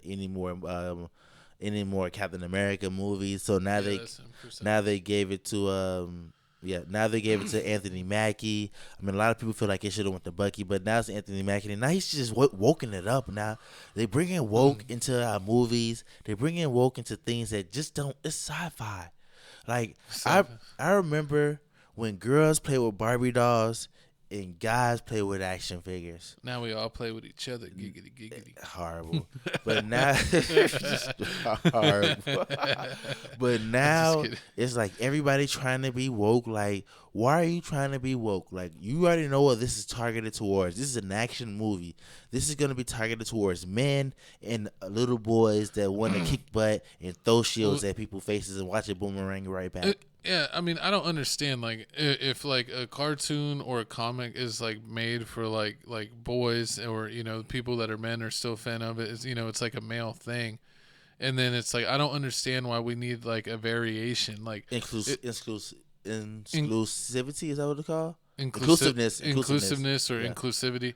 But, yeah, like, I mean, I know they want that, but it just seems like, girls can have a girl show about, like, girl stuff, but it's like, why do we need a girl Jedi? Or why do we need a girl Captain America? And now they feel like that they're doing that with all kinds of stuff. But, I don't know. I like Chris Evans as Captain America. In the comics, it did go to Bucky, who was the Winter Soldier, but he was to it for a short time. And then it did go to the Falcon. But I feel like the main thing where they're messing up with Marvel, where they had to hit runs, they were on like the main characters. Mm-hmm. Like people want to see Spider-Man, they want to see Captain America, they want to see Iron Man, The Hulk, not Wolverine. so much Thor. They want to see Thor. I mean, the Hulk, I feel like the Hulk movies they did decent. No, I mean they had to reboot that like way at the gate. They had the Hulk movie, the first one, and they rebooted like immediately. I don't think they did a Hulk 2. They might have. I don't remember now if they got into Hulk 2. That's crazy. How you mess up the Hulk? Like like if you can sell Godzilla, you can sell the Hulk. That's how I feel. Still does it, yeah. It's like the same thing. It's like it's big. It's just crazy. Well, I feel like when you use up all the good characters, or you don't use any of the other popular ones, like it's like you end up with the side characters, and it's like, how did we so quickly get to like the Falcon Captain America? You know, we never even got the Bucky Captain America. True. And it's like Chris Evans seems like they got tired of it pretty quick, but I don't understand why you would get tired of playing a role when it's like a generational role. Like if I was Iron Man, I would be be Iron Man for 40 years. Sign me up. Pretty much. I mean, it doesn't make any sense. Like you started acting because to get an iconic role. To get an iconic you land an role. iconic role, and then you're like, I don't want to be pigeonholed to just one character. But you're doing That's the everything you want to dream. do. You're making all the money you want. You're changing lives. You got that iconic role you want. You'll never be forgotten. But now it's like, nah, I want to do something different. And I want to be one of those rare actors where I have like 50 iconic roles. I want to be a Denzel. It's That's like not horrible. everyone could be Denzel. I mean, and if I close my eyes and think about Denzel, I think only I'm sure you do. Horrible. Only thing I can think about him is kicking butt. Like he's either doing the Training Day movie or he's in the Equalizer. Just tell me no. Equalizer with Man on Fire. My body's telling me yeah. Horrible. Is that what you're thinking about with I Denzel? ain't do nothing. Not horrible. No, yeah, but like the Equalizer and all that stuff. He has kind of been in like an action. I did like him in John Q. I don't kind of like a drama. I don't like wokeness making an Equalizer a TV show, and you know who's the main character? Wendy Williams, Queen Latifah. Oh yeah, it's like that's bad. Like, why do we need a Queen Latifah Equalizer? It's ridiculous. Like that's why people like got mad. It's like Star Wars had girl characters that people loved, but it was it was always about Luke or Anakin were the focus. So why would you want to give us like Rey, who is the main character of the sequels? Yes, there are girl Star Wars fans and famous girl characters, but it's always been like a male thing. Like why would you trying to make like a girl Luke thing.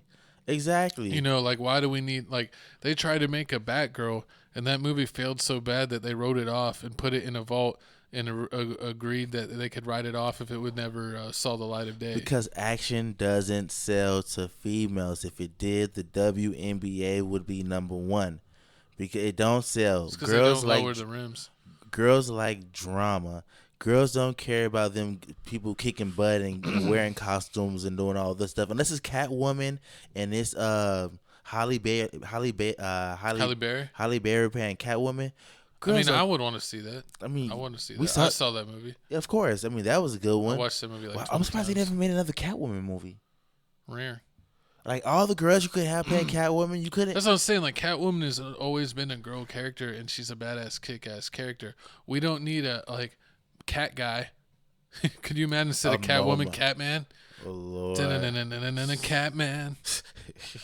Like we don't need a Catman. Like Catwoman, it's a woman. A non-binary Catwoman. That's like don't think of it as just like hating on women. It's not like we don't need a Catman. You don't need all There's the a pie. Catwoman. We don't need like duality of everything. Is basically what I'm saying. Yeah. That's exactly what I'm trying to say. We don't need duality of everything. Pretty much, exactly. You don't have to eat the whole apple pie. Like save 2 slices of it. Like we don't need. You had 80% and those all guys. Like you don't have to get the 15% of girls. Like well, it's like they have a Wonder Woman, and you don't hear guys crying. Why is there never been a Wonder Man? It's Captain America. No, Wonder Woman. I know Wonder Woman's DC, but uh, I'm just saying, like, guys don't cry for a Wonder Man. Let's get my equivalent to Wonder Woman is Captain America. They both the same. They both got a star. They both do some. He doesn't have an invisible plane.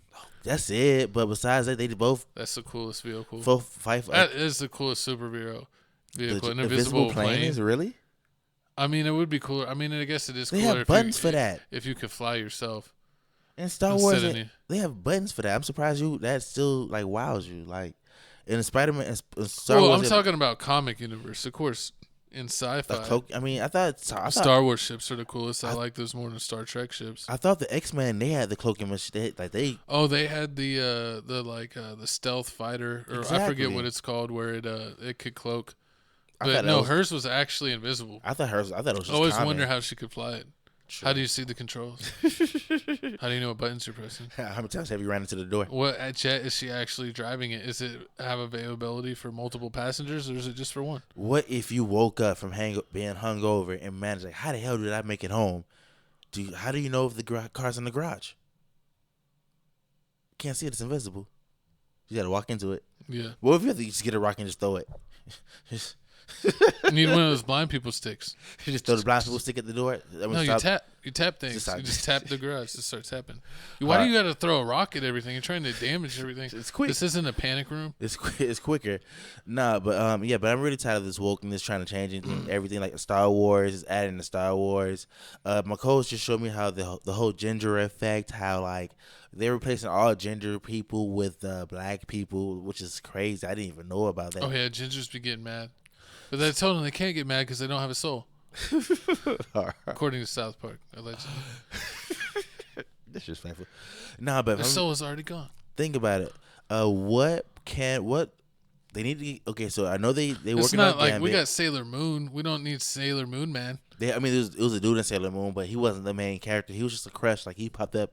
He was around. He was a boy toy. He was like basically he popped up every now and then. Because the girl's the hero. True. That's what I'm saying. We got Tomb Raider. We don't need Tomb Raider Man. True. I mean, Tomb Raider is kind of like the girl Indiana Jones, but it's her own thing. It's not girl Indiana Jones. It's Tomb Raider.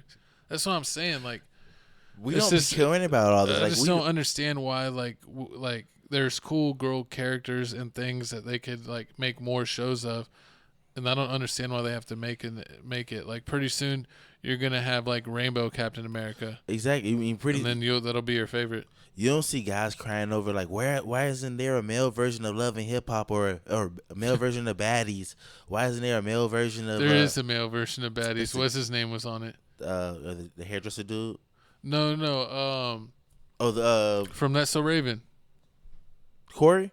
Yeah. The Corey dude. His name's Corey. Yeah, Corey. Not Corey. I forgot his name. Man, you made me forget. Orlando Brown. Yeah. Orlando Brown. Remember when because like they have that meme and it's like when you're too old in the club and it shows like them like him going with all the young guys to the club and they're like holding his mouth and like pouring the bottles in. And then people were like, man, that's mad sus. That is definitely mad sus. But y'all comment down below how y'all feel about this situation with Captain America and how you feel about wokeness taking over everything. Would Donald Trump change everything with this no DEI anymore?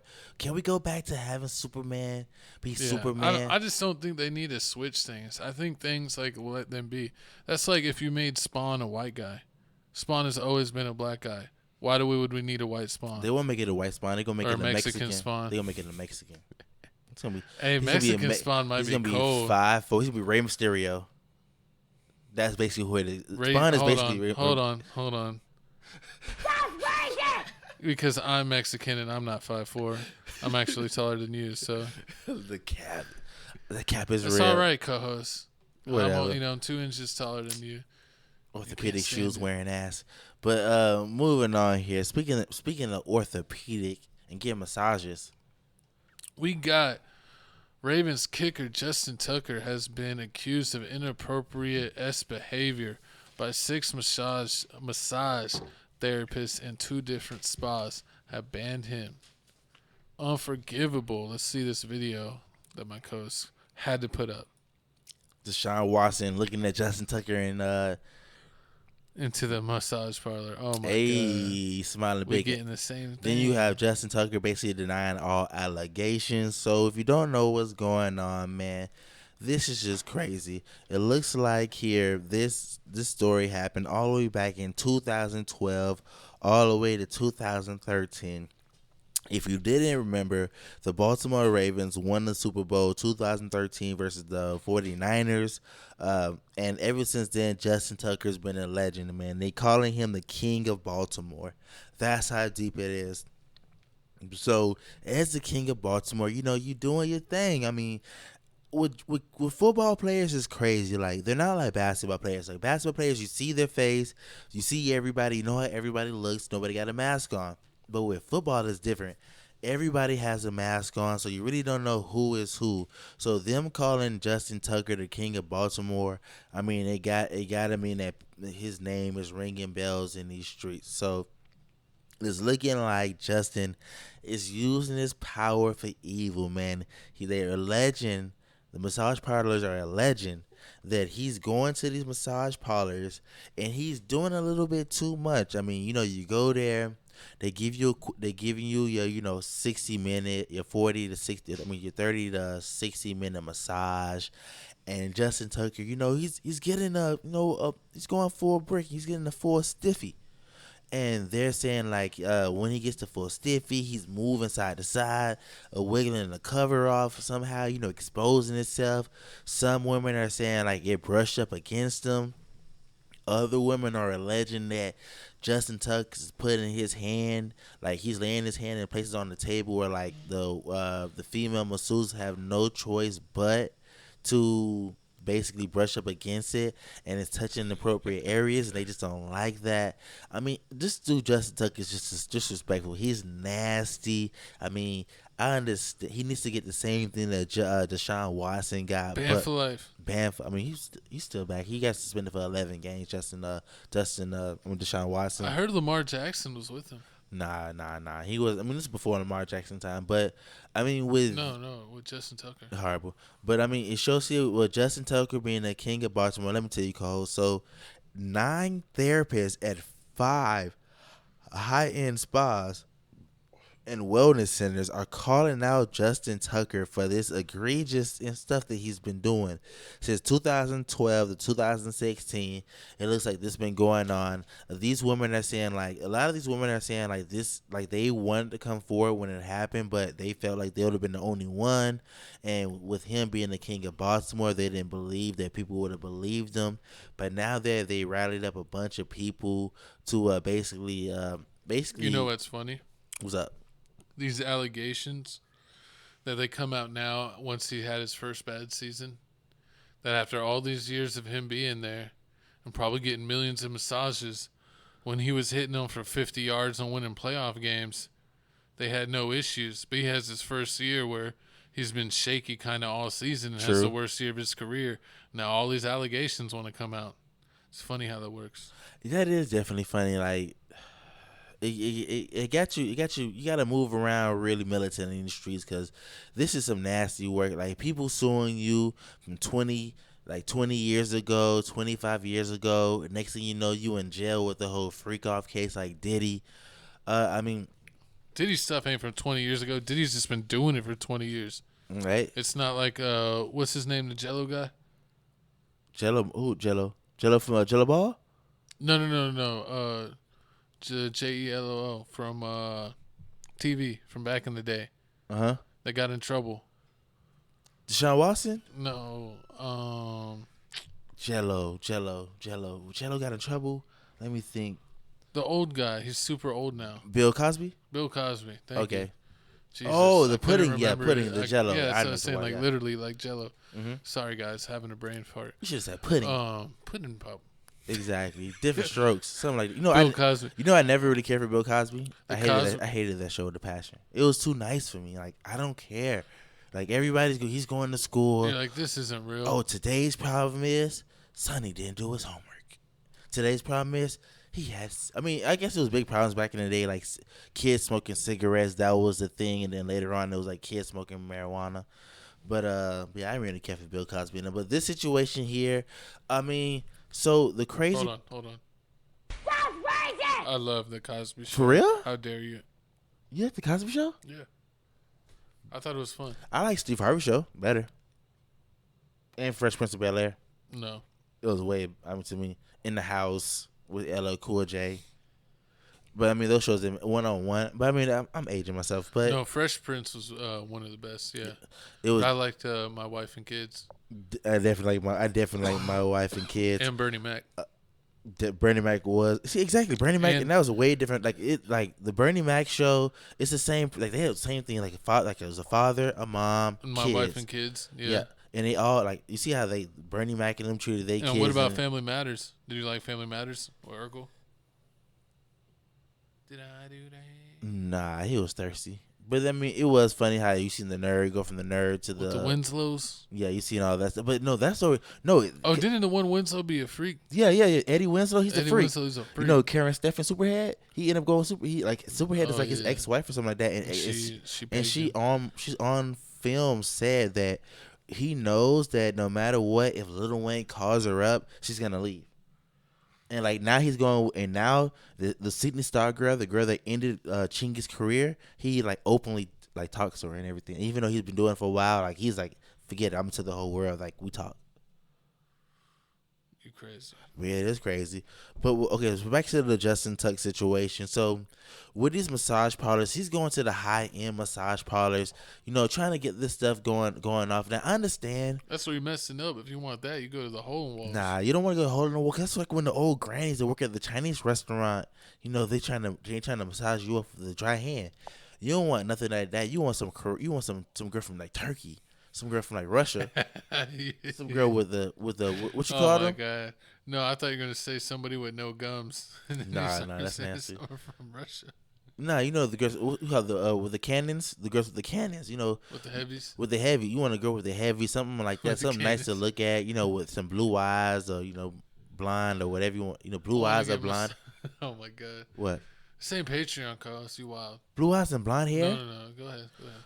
You know, you want something nice to look at. So I mean, of course, you know, if you get in a massage, are you being ageist now that I don't want no one over 40 massaging me? I don't think she has the grip, the hand strength, to to massage what God has created. You know, God has sculpted a This beautiful. is how Justin Tucker got in trouble.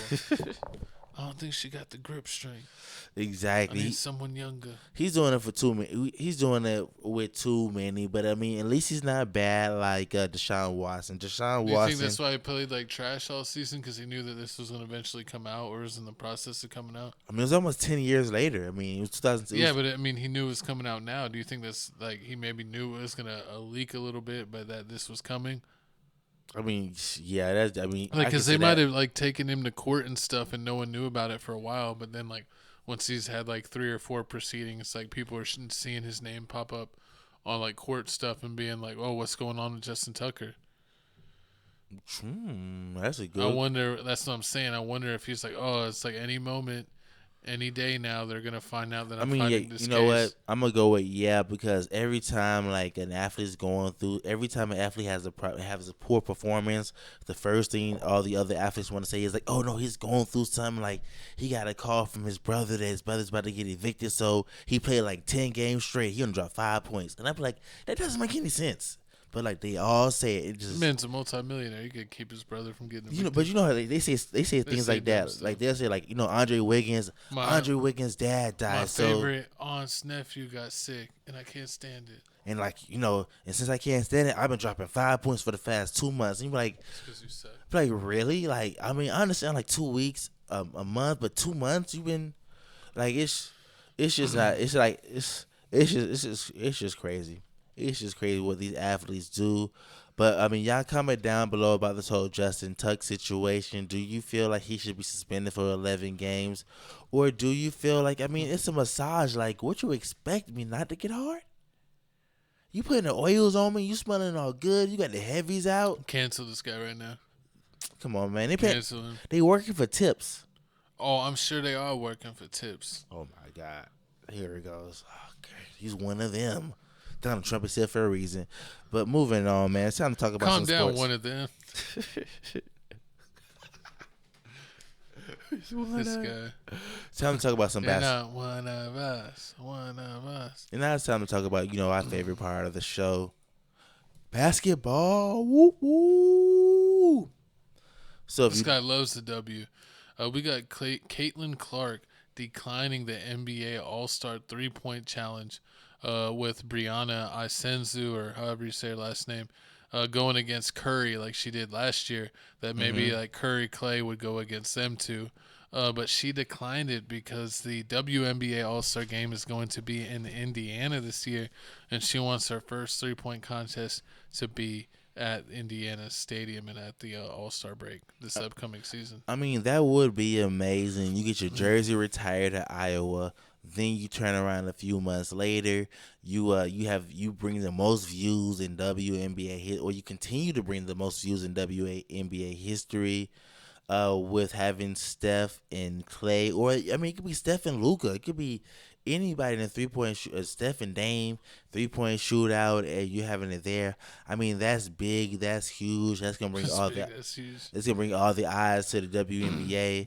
I mean, honestly, with this whole situation, I feel like it's just a backhanded slap. Like, the NBA has been helping the WNBA for years. We just reported that y'all finally started only been short $40 million. Like, you've been short on the plug all this other time, but now you're only short $40 million. And now you think that you can just slap me and say, no, we want to decline Caitlin Clark coming over here. Man, you got to pay your debt. They should trade her. Make her get traded. Traded to the NBA. Since y'all don't know how to respect the game, man. You don't know how to respect How many points she averaging in the NBA? I don't know, but she gonna pay her debt. Just like when you go to the restaurant and you buy that fancy meal and you got the money, you gotta wash some dishes to that debt paid up. You don't know how many dishes you gotta wash. I'll tell you how many dishes you gotta wash. You're ridiculous. But I'm just saying. But I think I think it's cool. I mean, I think it would have been cool to see her do this, but I understand since it's gonna be in Indiana that she wants to wait until that. I think that she's going to have a good team this next year. That one girl from the Connecticut Sun got traded to the Indiana Fever. She did. She was like two-time champion. And somebody from like a two-time champion got traded to the team also. Yeah, like she got, I think they got like 2 players in the trade that are pretty good. They got a couple of people. So it'll be real interesting to see how good Indiana is. And she got her jersey retired. So that's pretty cool that they did that so quick at Iowa. But yeah, it's definitely a lot to see. She's not on that 3-on-3 league that you're seeing a lot of the other the rivals. They're saying with the rivals, it's just a glorified, basically a training camp. Like, a lot of the girls are out of shape. A lot of the girls are just trash. They're throwing up crazy shots. They're showing a lot of Angel Reese getting thrown out the game. She's stat padding in a fake league. It's not mentioned. They don't even talk about her stat pad in this fake league. I mean, like, they talk about the horrible shots you see, like all the horrible shots you see. You see all the horrible might texts. as well. I would basically take that league to be my practice league. That's what it is. Since it doesn't count. Like, I'm Angel Reese. I'm trying 2 step back fadeaway threes a game until I get him down, and then I'm gonna bust it out in the real game. And you'll be like, where did it come from? I'm like, I've been working on it. Horrible. But you really don't think the WNBA doesn't owe the NBA anything for what we've been doing for them? I mean, of course. They're a failing business. Yeah, they are a failing business, and they've been operating it almost like at a charity level because the WNBA has never been profitable since its inception, and that, they've been losing multi-millions every year. But Caitlin Clark is turning the tide a little bit. I know it's not, kind of like spitting on a fire, but it's still somewhat of a turn in the right direction. And, she's been getting a hell of views. And we'll see, some of her biggest games are actually getting more views than some of the regular season NBA games. So, I mean, she's definitely pulling views, but we'll see if they can. It's not going to be more than the Lakers. It's not going to be more than once they start watching these Lakers when Luca play. Exactly. We're going to get to that in just a second. But, yeah, I think that was the thing that the league did to try to get views. True. This is a league-saving thing, but we'll get to that in a second because we got to talk about a league-altering thing. A lot of people believe, and conspiracies believe, that box scores end up their way for a reason, but we got to talk about someone who's under investigation. We got Terry Rozier of the Miami Heat, that the government is investigating Terry for manipulating his performances while potentially being involved in a 2023 betting scheme. One game where he played 10 minutes only and then said that he was injured, so he would clearly be on his under when it came to betting, and that they think that he did almost what like Michael Porter Jr.'s brother did, where he ended up getting a lifetime ban, where someone put a large amount of money on a random bet on a random player that, is definitely a red flag in their system. Yeah, I mean, it's definitely. I mean, this whole gambling in the NBA situation is just getting crazy. I mean, everybody's been talking about it. I'm on Prospect, man. Make sure y'all sign up for Prospect, and make sure y'all watch. I don't trust it because of stuff like this. Exactly. I mean, everybody's saying like it's rigged, like Vegas and the betting apps and sports teams are in cahoots. Because a lot of the things don't even make sense. Like you be betting that Giannis gets 2 dunks in the game. You think it's normal, but nah, he only dunks like one time or no times. Like why? That doesn't make any sense. Or like Like, oh, he's had 40 dunks this week. He's averaging 7 dunks a game. Will he get more than 2 dunks this next game? And you're like, 100%. Let me put that bet in. And then you're like, my coach said, he doesn't even try to dunk once. And he even had like 2 breakaways where he did a layup instead of a dunk. And you're like, what's going on here? Exactly. Or like Kyrie, you'll be like bet on Kyrie Irving to get like 21 points. No, you bet on Clay to get like 11.5 points, and out of nowhere, like he either gives you like 30 points, 20 something points, or like he gives you 7. You be like, and then you like he gives you 7 points and only plays like 21 minutes. And you be like, what the hell? Like, what's going on? Like, why are you even have him up here? But with this whole Terry Rozier situation, this happened basically happened a few years ago when they were playing the Pelicans. It was a game that really didn't matter. Terry Rozier came in. He basically in 10 minutes he basically hurt his leg. People were saying that this is already information that he told people that was going to happen. It's some people on Twitter that like do betting for a living. They said they have insider information that they knew this was going to happen. They got word that this was going to happen. And what makes this funny is that this is also connected to the whole Michael Porter Brothers situation. Yeah. Well, like I guess it's like a betting ring that's going on because all this betting stuff is coming from the same place. A betting ring that's going on that all these people are in. Yeah, a lot of people are betting together, and they're like, "Oh, we saw like 300 people all make the same bet." Yeah, so I mean, it's just crazy. I mean, like everybody's in cahoots. You see, the rich people are in together. Like they do the whole GameStop situation, the whole pump and dump, and then like they have this. And they said the only reason why they flagged this thing because the only reason why they flagged it is because if they see that a lot of people are, it's like I guess like each basketball player has a certain amount of money that they projected that you basically get bet on the average. So if you go over that, if you go over that a certain number, they flag it as suspicious. So I mean, with them catching the Porter dude, it makes sense. Everyone, man, because they got algorithm checkers, and they're like, oh, LeBron James gets like 5 million bet on him every single game. And Terry Rozier gets, 800,000 in one game. He gets 20 million betted on him. They're like, whoa. Terry Rozier's never had a game where there's been 20 million bets on him. Facts. That's just ridiculous. Then they're gonna look into that. And be like, this is some betting ring going on or something. Yeah, it definitely has to be some betting ring going on. I mean, also, they talk about Michael Jordan. Michael Jordan's dad had gambling problems. So do you think... They said Michael Jordan had gambling problems himself, that he used to bet on everything, golf, basketball. Even in the documentary, you saw that they were playing, a coin game or something? I remember that. So, I mean, this whole gambling thing is just crazy. Like, people have always gambled since the dawn of time. I mean, the Egyptians gambled. Pretty much. And, like, with the whole how gambling's going now, you got, like, Prize Pick, you got FanDuel, Underdog, you got all these different things to bet on. Like, I mean, you can even bet on gaming tournaments, which is ridiculous, pro gaming. You can bet on all that stuff. It's like, eventually, like, I understand, like, you don't want people to believe that NBA and sports are rigged, but at this point, it's just too hard. Like, if that player is not betting, his kid is betting for him, or his friends betting for him. Like, you can't tell me that LeBron James homeboys, cousin ain't talking to Brian. But hey, Brian, you feel like you finna hit player prop say you finna hit 10 assists, 10.5 assists today when y'all play the Nuggets. You feel like that today? He can be like, AD ain't playing. You ain't know AD ain't playing, of course. Like it's happening. Like, you can't stop that from happening. So, like, it's nothing really you can do in this day and age.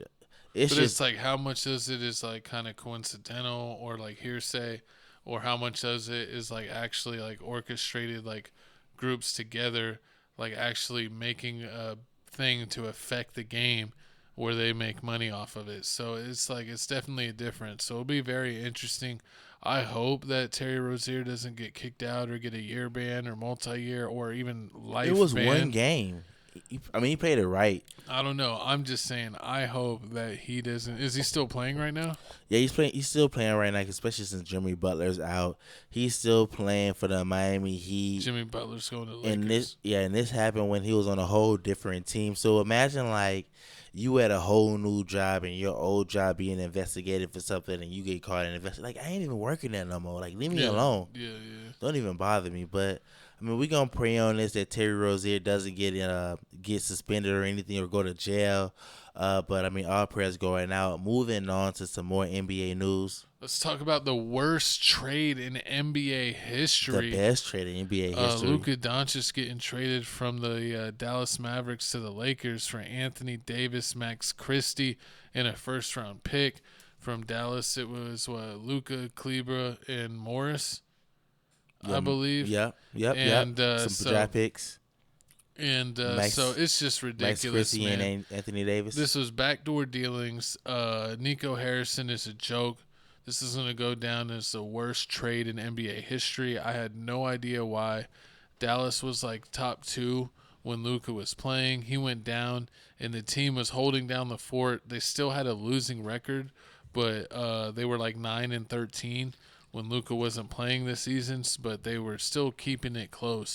They did drop to around like 8 or 9 in the standings, and it doesn't make sense that you think a team that's currently struggling because Luka's not playing, that the answer to get them back playing is not that Luka's going to be healthy and the rest of the team's gotten healthy. Guys that have been injured were just coming back. It's not letting them play out the rest of the season and seeing what they got. It was to trade Luka. And to me, this actually looks like what I think is what we're going to see a lot of in the NBA, which this was 100% financial motivated move. Definitely. Luka was eligible for the Supermax contract, and it was going to be like the new Supermax under the new collective bargaining agreement. He'd probably get the biggest contract in NBA history for, 5 years? Basically. And Dallas said that with Luka constantly getting hurt, I mean, he's not getting hurt where he's missing whole seasons, but he's missing chunks, anywhere from 8 to 20-something games every season. It seems like he's missing, which does put his team in the bind to always be a little bit lower seed, where if he would play, maybe only missing 5 to 10 games, he could guarantee them a home court advantage. Definitely. Even though they were a lower seed as a 6th seed last year, Luka got them all the way to the finals. But then he kind of did wear down. He wasn't in the shape that he needed to be. And once it got to the conference finals, even though they took care of the Minnesota Timberwolves pretty easily in a gentleman's sweep, that his legs were shot and he literally had nothing left in the finals. His knees were bleeding every game. He was saving all his energy for offense and literally looking like a practice cone on defense against the Celtics. And it's hard playing, 5-on-4 on defense when someone doesn't, can barely move because their body's aching so much since they're not in good enough shape to go through the long playoff haul. Like, that's what they say. It's like, you got to be able to be in a good shape to make it to play all the way through June. And so even though he got them to the finals on a bad leg, they didn't know if they would be able to use him to get over the hump. But I think all of this is shitty excuses from Nico Harrison, and he should be fired. But the new owner had to agree to this. And I think it's 100% financial, because we even saw with the Minnesota Timberwolves, they made a great run, and they traded Karl Anthony Towns for DiVincenzo. And, that was totally a financial move. But let's go ahead and see the video, and then we'll continue talking. This deal materialized in the shadows. This came out of nowhere. This is maybe the most stunning trade, definitely tight. J Kidd didn't know about it, but J Kidd and I are aligned, and we talk about archetypes, and we talk about the culture that we want to create. J So Kidd I looks know like he's in the shock. type of players that he likes without actually talking to him. Hey, would you like? So I know that, and J Kidd coached them when they won a championship. So I think when you're aligned with your coach like that, I know the type of players that he likes, and so I felt good about it making sense to where we're trying to go. Yeah, I talked to Mavs general manager Nico Harrison and asked him the motivation for the trade. He says, quote, "I believe that defense wins championships, And I believe getting an all-defensive center and an all-NBA player with a defensive mindset gives us a better chance. We're built to win now and in the future. So that is Nico Harrison's, public explanation of why they're motivated to trade Luca Doncic, a guy who's been a perennial MVP candidate, entering his prime, for Anthony Davis. Now, I can tell you the Mavericks have been extremely frustrated with Luca Doncic's constant conditioning issues, the concerns. His weight ballooned into the high 260s this season. They believe that is something that is directly attributable to the injury issues that he's had, the durability issues that he's had. They had major concerns about that. $345 million Supermax.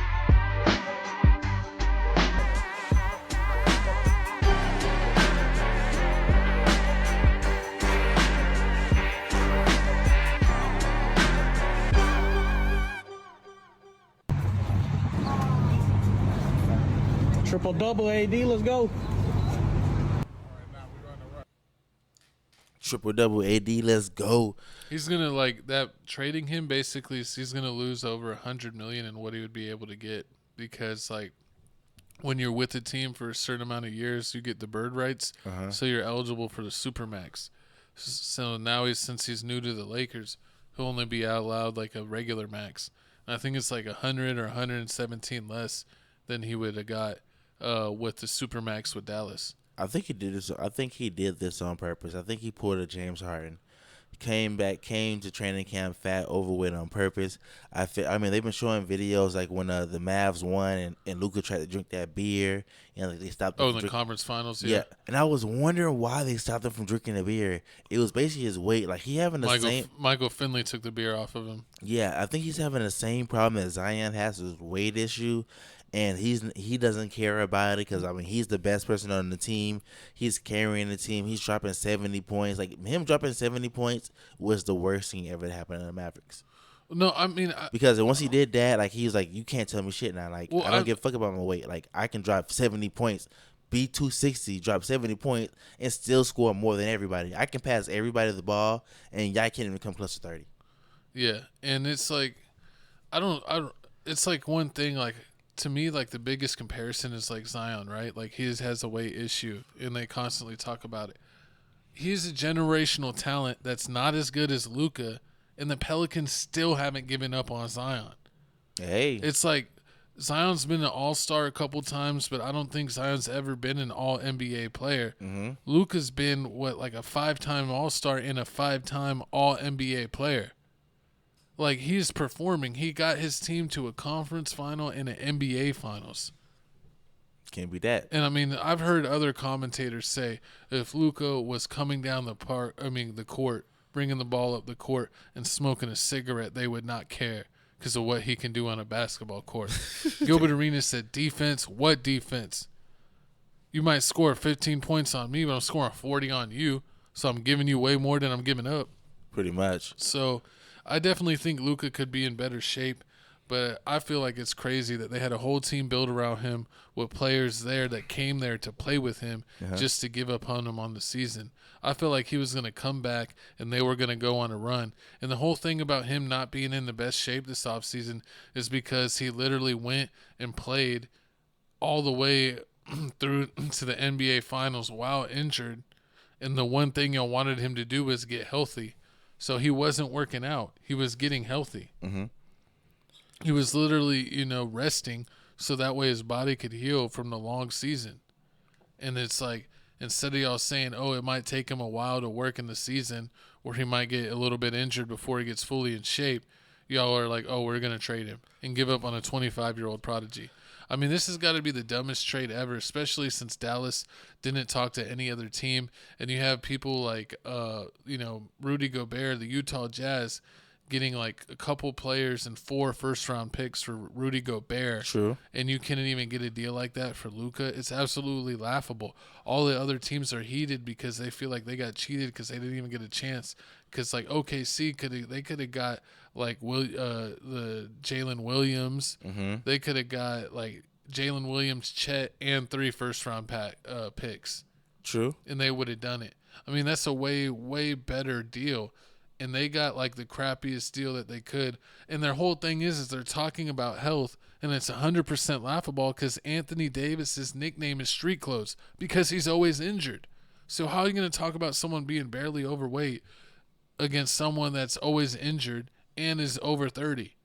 True. Like, what are we doing here? I mean, I can see them. They could have traded him to the Pelicans, and they could have got Brandon Ingram and C.J. McCollum. They got C.J. McCollum and Brandon Ingram for Luca. I mean, they really could have. And then it really the thing I think that Dallas is going to find out that like Luca was their engine, and I don't know why they thought they were winning without him when they had a losing record. That's not winning. It wasn't that bad of a losing. It was 9-13. It's like 4 games. Before that, Luca, the games without Luca, Dallas was like 2 or 3-57, and then now they were like, you know, what I say, like 9-13. So I don't think that having Kyrie, who's never been the number one player on the team, even when he was the number one team, they weren't making the playoffs until LeBron got there. And then, you know, he played with Kevin Durant in Brooklyn. And so Kyrie Irving is the number 2. Anthony Davis has always been a number 2. When Anthony Davis was a number 1 in New Orleans, they were never making the playoffs.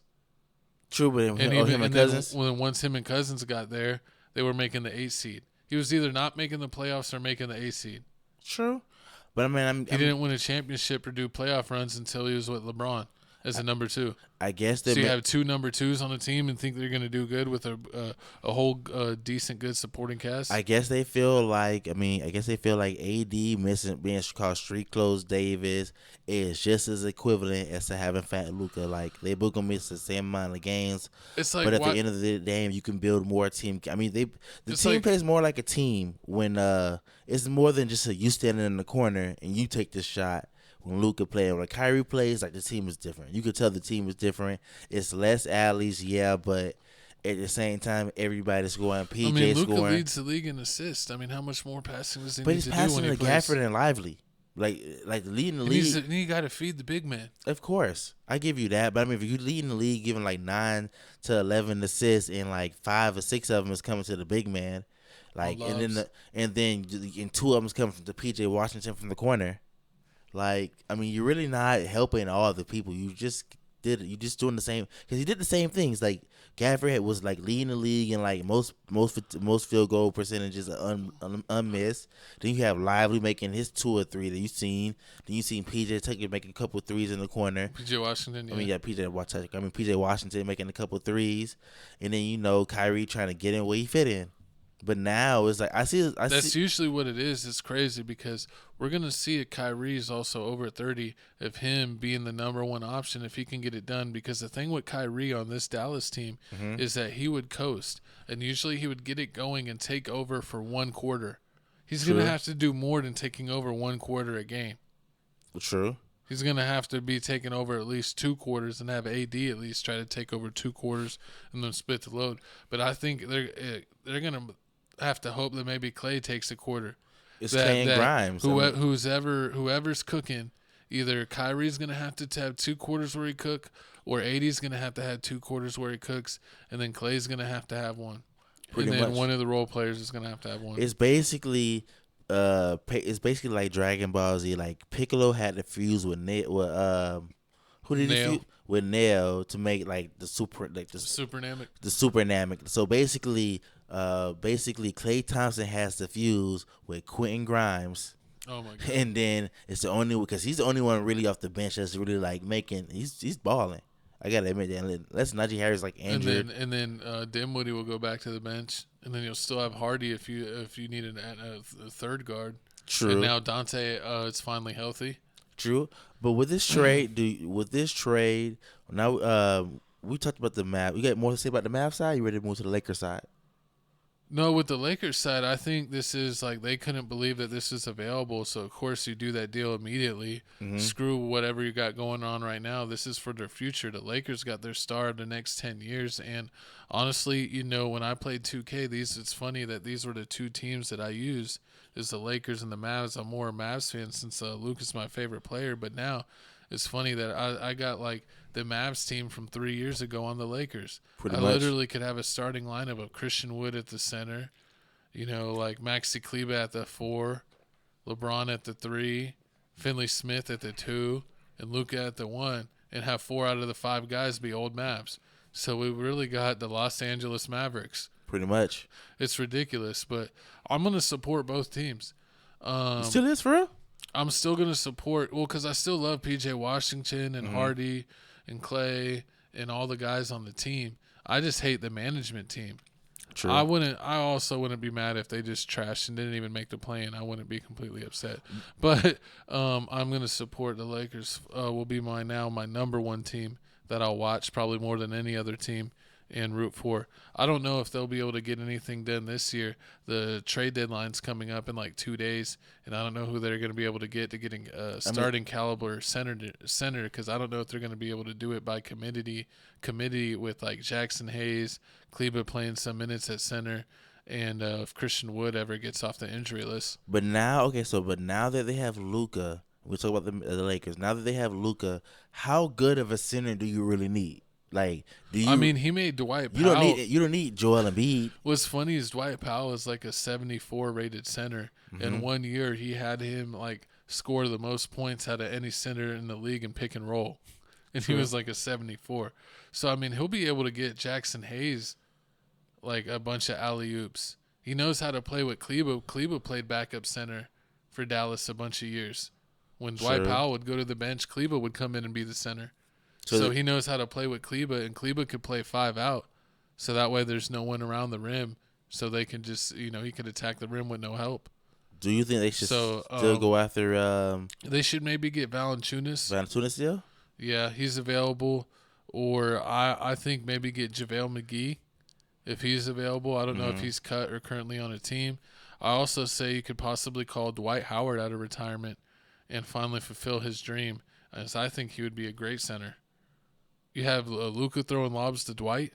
That'd be nasty. I think if Dwight is still healthy and currently in game shape, or if you could work him along on like minutes restriction as a backup, I would do it. Yeah. But I think they got enough guards and everything. My co-host was playing with the Lakers, and it's like the Lakers got like the all-white squad. Oh yeah, the Whiteys. Is that what they're gonna call the white team? They're gonna have Luca at point, Austin Reeves at the 2, Connect at the 3, Kleber at the 4, and then I don't know who they could throw in if they have another player. That'd be funny if they traded for Caruso again.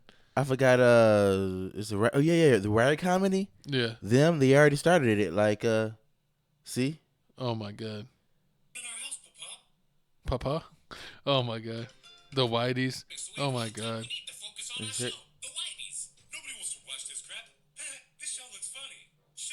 Oh my God. Told you it's already, because it's funny when I play 2K. Luca to Reeves to Connect. Exactly. To Kleber. Fire. Oh my God. And all you need is one light skinned person just to throw it off. But the Lakers, when people grade in this, so what do you give this trade grade? What are you giving the Mavs as a trade grade? And then what are you giving the Lakers as a trade grade? I'm giving the Mavs an A+. I'm giving that a B. B+. I'm giving them I'm giving them an F. Really? Yeah. F traded the franchise because Nico Harrison got butthurt. I think something had to happen. I think we're gonna find out later because Luca was absolutely blindsided. He's they said that he was crying whenever he found out. I believe it. When he bought his house. He had just bought a home that was like $15 million. I mean, apparently AD didn't think he was gonna get traded. That he had just bought like a $20-something million home in LA. But then he made that comment about, man, I've told the Lakers for like 5 years that I don't want to play center. And then it's like he's traded like 2 weeks later. Now you got 2 good centers. Now you got Gafford and you got Lively. Lively when he's healthy. So, I mean, that's going to be awesome to see AD at the 4. Anytime AD is able to play the 4 next to a real center, like when he played with Boogie Cousins back in the day, that is freaking scary. Definitely. No shots around the rim. I think all they really need is a good backup point guard. The Mavs. What, Dinwiddie? Oh, yeah, I forgot they got Dinwiddie. So, I mean, they're straight. That means you didn't lose anything. You got... Third-string point guards, Hardy. Dinwiddie can finally stop crying like a little girl. He's gonna finally get the minutes he wants. Now he has to prove himself. I mean, because that's the only reason why he didn't join the Lakers, because he didn't feel like he would have been used appropriately. Yeah. But now that you're on the Mavs and you are the guaranteed second point guard, so they have no choice. Then on top of that, like Kyrie Irving plays like every other game, so you finna be starting. And then after that, Hardy's gonna be right behind you. So I mean, with that'd be good. You got Maxey, he'd be a good backup. He'd be a good. He's the shooting guard with the Lakers. I'm giving. Max Christie, I forgot. Yeah, Max came Christie. in the trade. Yeah, I mean, it's crazy because like Dallas has enough pieces to maybe make one more trade. They do because they have. Who do you trade that's for? what I'm saying. They have Spencer Dinwiddie. They got Christie. They got Grimes. They got Clay. They got Exum. They got Hardy. They got like 8 guys that could play shooting guard or point guard. I'll probably give up Grimes and like some draft picks for a good backup point guard, because I don't think there's anybody you really need besides a backup point guard and a backup center. Well, they have a backup center. Oh, you don't need no centers. A backup because you got point Gafford, and then now your backup power forward will be Omax. Yeah, you probably just need a small forward. Could use a better backup power forward. Yeah. Yeah, they just your backup. No, they're good with backup small forward because like Grimes could play. They got Najee Marshall. True. He could play backup 4 or 3. True. And then you got Grimes that could play, or Exum can play backup 3. And then you got Hardy and Dinwiddie that could play backup 1 or 2. So you really need somebody to play 2 or 3 or 4 that can play good defense. They can hit a couple shots. They got Christie now, so too. I mean, they really have enough. They don't really need it. That's why I said. Full team. That's why I said it's like a B+. They could play like a 12-man rotation. Dallas could. True. And I mean, it's gonna be interesting to see who plays and doesn't. You can't go. I mean, you also talk about like you can't have two small guards and try to win. You can have a pretty decent power forward, an amazing power forward, an amazing point guard, and a half decent Klay Thompson, and you probably can do. Well, that's the great thing is like you might be worried about Klay playing the 2. Because he was playing the 3, which, those guys are a little bit slower, so he could stay with him, that he might be too slow to guard 2s anymore. But it's like even if Kyrie or Clay, they get by them, there's going to be 2 7-footers back there to block shots. So it's not that much of a deal. True. When Luca and Kyrie were playing, it's hard to play good defense when you got 2 guards that aren't known for defense. Kyrie's feisty, but he's just so small, it's hard for him to make a difference. And Lucas go past him. And then, they do have a good center and blocking with Gafford and Lively, but they have PJ playing power forward who's kind of undersized. So if the center's pulled away from the rim, there's no one to really guard. So teams are getting too many easy layups. But I don't know. It seems like something rigged. It seems like the NBA's losing ratings. They needed Luca. The NBA needed to sell like 10 million in Lakers Luca jerseys, so they had him switch teams. I can't believe they have this ranked as the number 1 biggest shocking trade of all time, and like not even Babe Ruth going from the Red Sox to the Yankees. They got cursed for that. Yeah, for what, like 100 years? Basically, they got cursed for that. I mean, Wilt Chamberlain. I didn't know Wilt Chamberlain from the Golden State Warriors to the Sixers. I didn't know that at all. Yeah. I mean, Kevin Garnett going to the Celtics. I mean, that was pretty shocking. Shaq going to Lakers Heat.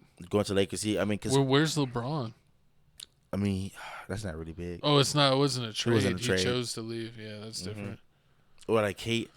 Yeah, that wasn't a trade, but I mean that is shocking. Y'all comment down below how y'all feel about the Lakers and the Mavs. What do you think they're gonna be at? Will LeBron James? Does this give LeBron James more time? Do you think LeBron's gonna try to play more than like 2? I thought he might play 1 more year. Do you think he'll maybe try to play 2 more years now? I feel like since Luca could be the main ball handler. They said every superstar that came to California won a title. Yeah. Pau Gasol, Shaq. No matter who you was, if you was a superstar, if you came to LA, you won a title. So it means he's gonna win the title either the next 2 or 3 years. They're gonna win the title. So do you feel? And I already know the way the NBA set up, just like how the NFL did with Tom Brady. They gave Tom Brady a ring before he retired. They're gonna give LeBron James another. LeBron James is gonna have another ring before he retires. He'll have 5. He's either gonna tie Jordan. Or he may tie. I mean, with Luca. You think Luca's are gonna get 2? I guess. I mean, I don't. It depends. Like, if they don't get a center, man, they're gonna be a small team. How good? They don't need a good center. You over there playing with freaking Freddie Mitchell as the center on the Lakers. Who? Freddie Mitchell. I mean, for the Knicks. Mitchell Robinson. He's good. And JaVale McGee. So how good of a center do you really need? I mean, I needed those guys at least. I didn't just say what Jackson Hayes and Kleba. Hey, I'm sure that. And Christian Wood's not even playing right now in real life. Yeah, I'll give you that. If he comes back and then you got those guys and they could do it by committee, I think they would be good enough. Because people forget Christian Wood was averaging like 18 to 22 points a game for a couple years. He was averaging like 17 or 18 with Dallas one year when he was with them. So Christian Wood is like a poor man not even poor man. He's kind of like how Porzingis is now. Do you think this is gonna resurrect Christoph with Christian Woods his whole career? Think he's gonna resurrect his career? I mean, he played really good with Luca. I can see. Okay, you can trade Connect. You can trade. I love that Luca's back with Dorian Finney-Smith. I wanted Dallas to trade for Dorian Finney-Smith so he could get back on Dallas because I loved watching him so much. So it's crazy to see. I'm gonna be able to watch Dorian, Luca, Maxey, and Christian Wood. Okay, Jared. All play on the Lakers. It's literally the Los Angeles Mavericks plus LeBron. You can trade Jared Vanderbilt, a draft pick, and Christian Woods, and you can get a pretty decent center. I would, definitely trade. And that way you keep Austin Reeves. Trade and you Bronny. Keep Connect. Never trade Bronny. Don't give people your Shout heart. out Elon Musk. I would trade Vanderbilt and Hachimura. Really, Hachi? Or Vanderbilt and like Cam Reddish. Yeah, or Gabe Vincent. Definitely Gabe Vincent. He has to go. Bronny gets the backup point minutes. Let's go. Facts. But moving on to point guards, man. It looks like here San Antonio has a new star player. We got a quick video right here showing you I would say this has to be, if it's not top 10, it has to be 15 of the most shocking trades to finally happen. Two people that you never thought would leave their team. No, I mean I thought De'Aaron Fox was gone for a minute. I heard that he's been wanting to leave for a while, especially after they blundered. They were like a top 2 team, and then they lost in the first round, and then they got kicked in the play-in next year. Jimmy Butler want to leave. He's still stuck there. Yeah, I mean, that's true. I mean, there's nothing saying they have to trade. I think what if Jimmy Butler goes to the Lakers? What if they trade, like, Vanderbilt? Actually, I give him Austin Reeves. Vanderbilt, Austin Reeves. And a draft pick? Yes. For Jimmy Butler. Yeah, I do that. That's defense. Because now you don't got to worry about Luca playing defense. I got Jimmy freaking Butler. Like, he's in it. Like, he can do all that stuff. That would be a cold defensive lineup. If you had, because even though Luca, is not the best at defense, when he's healthy, he's actually pretty good, and he was always like top 5 in steals, so he can play passing lanes. But you have Luca at 6'7" at the point. You have Jimmy Butler, which is like 6'5"? Yes. 6'5", 6'6" height at the 2. You got Dorian Finney-Smith at 6'7" at the 3. You got LeBron James 6'8" at the 4. Cause Jimmy Butler is basically like Dwayne Wade with better knees. Yeah, you got LeBron at the 4, and then Jackson Hayes or whoever, whatever 7-foot center you're able to trade for at the 5. Yeah, true. I mean that'd be nice, but we're gonna play this video right here of De'Aaron Fox. Sham Charania reporting that Sacramento is finalizing a trade that sends De'Aaron Fox to San Antonio. It's a multi-team trade that also moves the Chicago Bulls' Zach LaVine. Victor Wembanyama has running mate now. De'Aaron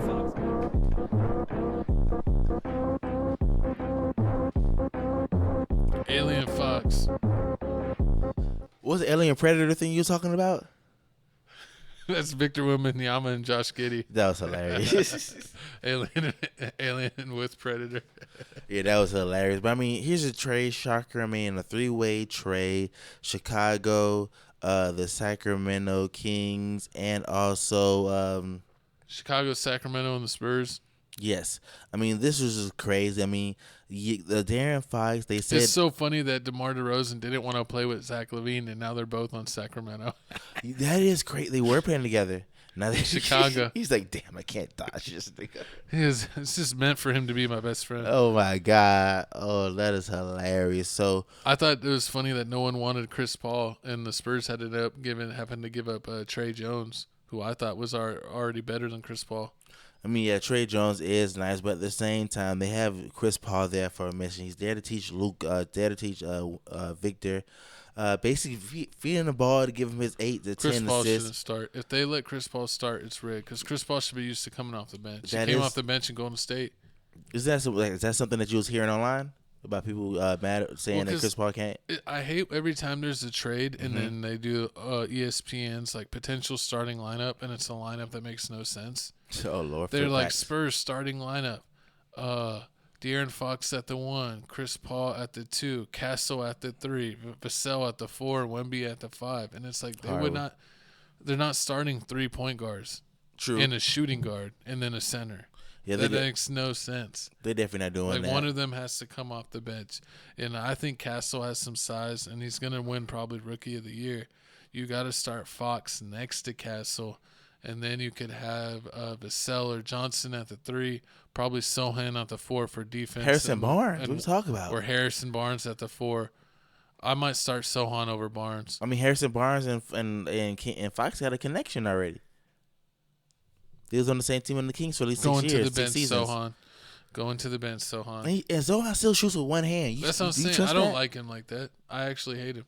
So that's perfectly fine. Harrison Barnes, you're starting. Sohan's coming off the bench and have Wemby at the 5. I can. But Spurs had to give up Collins, right?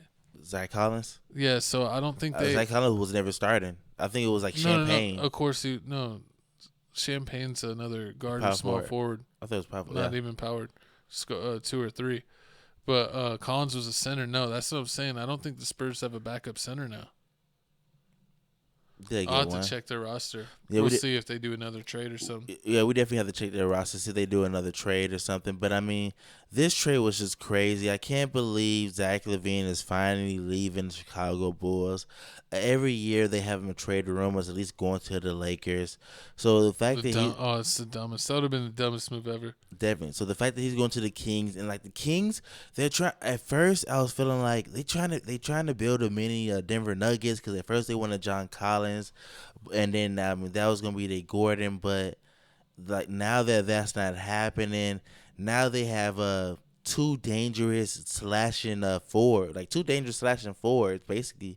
Well, one's a forward, one's a guard, 3 and 4. What, Sacramento? Yeah, they got Zach LaVine? No, that's the thing though. Is Zach LaVine play the 2? Yeah, so DeMar will play the 3. Or no. Honestly, it may be or he may play the 4. Zach DeMar DeRozan may play the 4, and then he's 6'6". That'll be small for Draymond 4. Green plays like 6'8", 6'7". Exactly, but he's thick. True. Yeah, I mean, yeah, true that. So I mean, the safest. I mean, they don't have that many people on their team. You can play Lyles? I think it's like Lyles. Trey Lyles. Trey Lyles is the power forward. I'll have to look to see who else they got.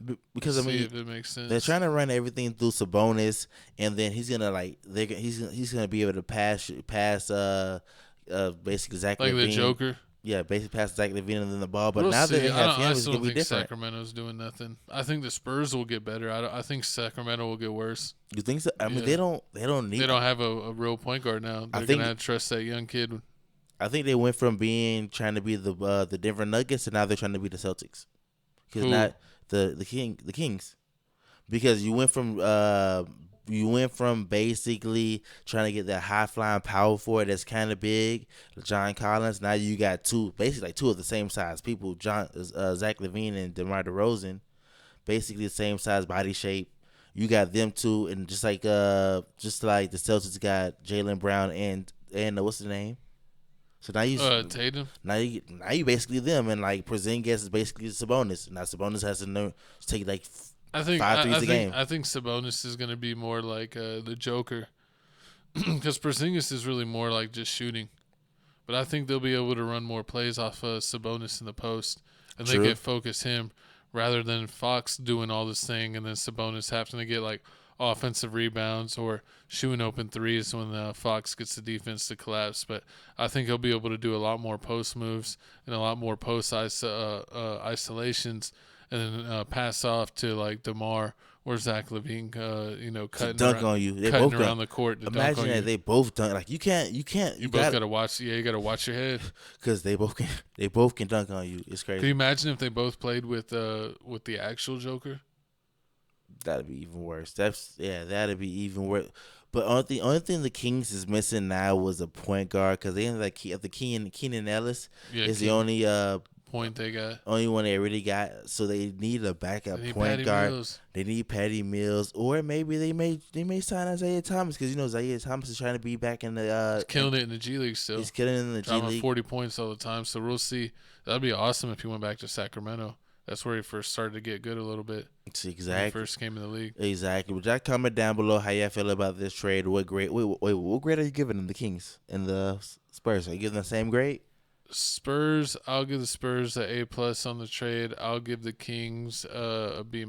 Same thing. I give them a B. I give them a B. I give the Kings a B, and then I give the Spurs an A+. I mean, this is gonna be good. This is their future. Two young stars. I don't know what they're trying to build. I don't know if this is gonna be like the new. Popovich is gonna come back from having a stroke and give it one good run. Yeah, but Yeah, basically. I mean, is this going to be like the whole new team? Have you been playing with the Spurs in 2K? Yeah, I played them one time. I don't really care for them. I'm going to wait till the trade deadline so everyone will be traded, and then I'm going to make a new season in the next-gen 2K. True. I see it. I've been playing the last-gen 2K because it's I don't know. I like the arcade play more. Yeah, I don't really care for them. I don't really care for the Spurs like that. I mean, it's good on 2K. I mean, De'Aaron Fox and Wemby will be fun. It's like basically like you basically got a younger Chris Paul that's like fast as hell. Like now you got prime Chris Paul. Like De'Aaron Fox is like prime Chris Paul in 2K. He's just fast as hell. He just runs through you, makes his layup, and then that's it. Because he doesn't really shoot threes like that. He's like a Westbrook or D Rose with the fastest, but he doesn't have the physicality that they did because he's a lot lighter. Mm-hmm. But he's like an all-star version of Barbosa. Pretty much. Yeah, I give him that. And then you still got Vassell and Castle. Spurs got the pieces to be a good team, and they could trade like Johnson and Sohan and get like another all-star level dude. They could probably trade a couple draft picks like Sohan. If you sold on Sohan, Johnson. Yep. Trade Harrison Barnes if you sold on Sohan. I think they like the veteran. But I would definitely trade Sohan and Johnson to get who and get like what do they need? Brandon Ingram. They need a small forward. Yeah. Small forward or power forward. I would get small forward. I would get Brandon Ingram to play the 4 next to Wemby, and you would have ultimate spacing. With so that mean you giving up Harrison Barnes? No. So no.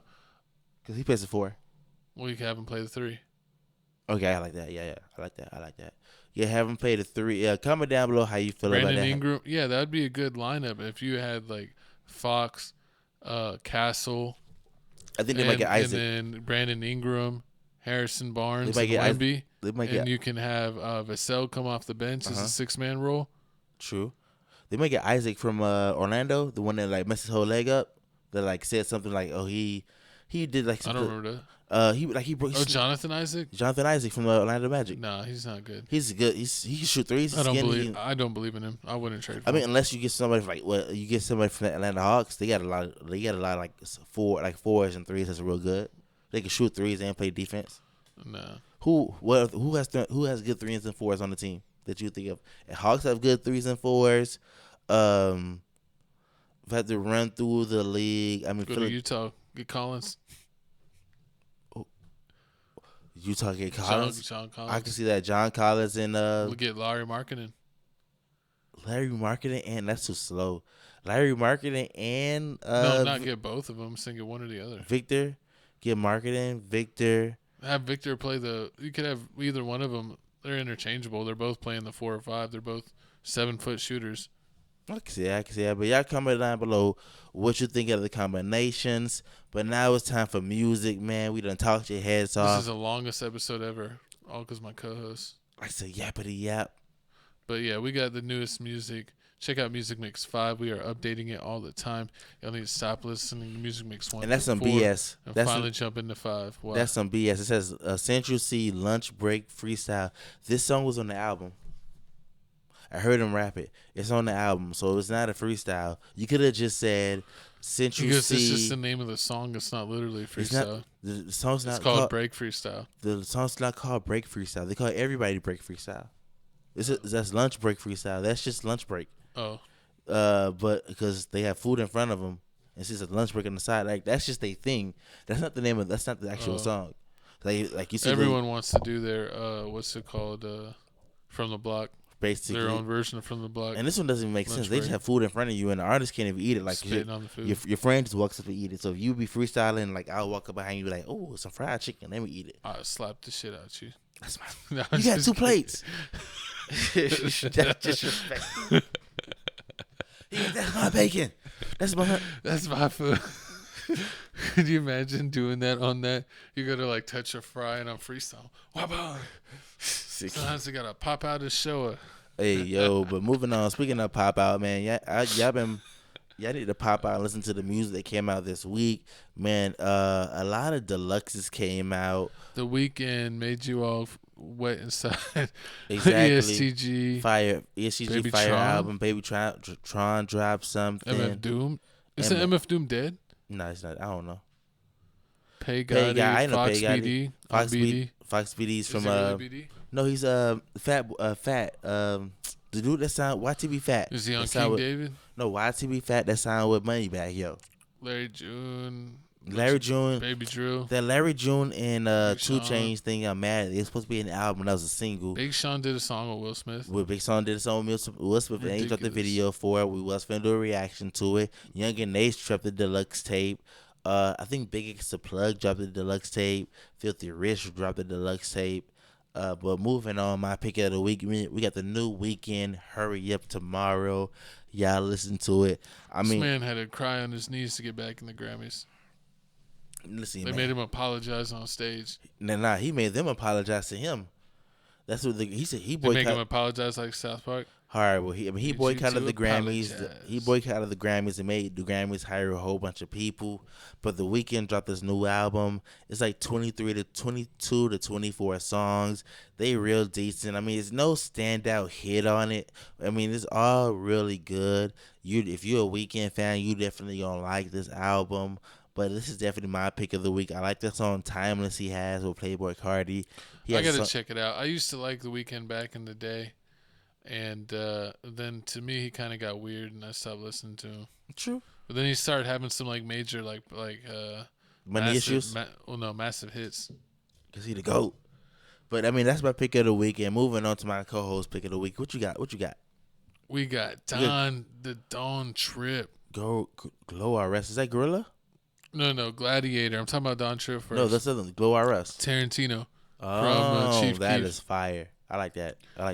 So we got Gladiator with Dawn Trip. This is a compilation of his last 4 or 5 projects, like the best songs from his last projects. Whoa, co-host. That's not how you end the show. I'm scratching my foot. Calm down. Enchanté. But it's great. I love Dawn Trip. He's dropping mixtapes every time. Someone was like, another tape. And it's like, nah, it's a compilation. But then we got Chief Keef's bro, Tarantino dropping Glow Are Us.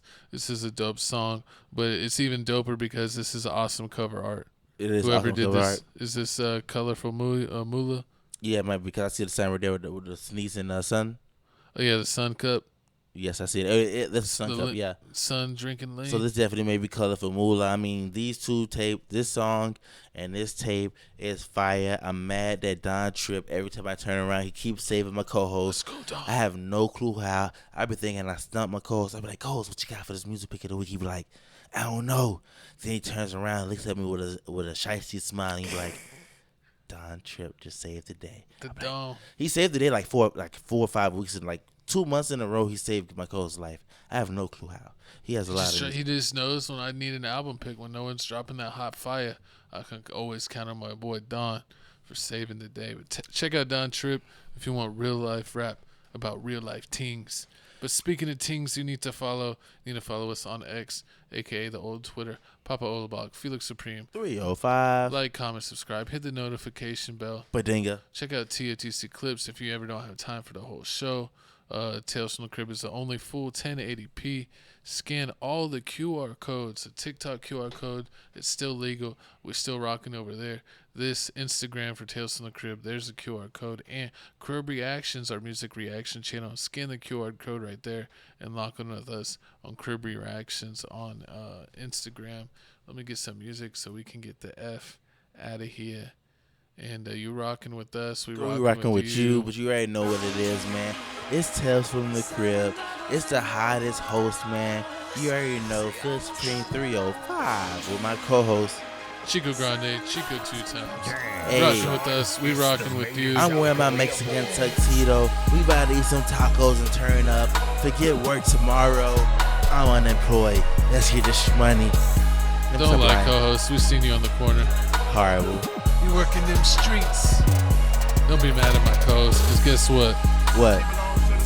He does belong to the streets. But man, 2.5 hours. He basically watched the Lord of the Rings movie with us. But we will see y'all next week. We'll see you tomorrow with the Super Bowl coverage.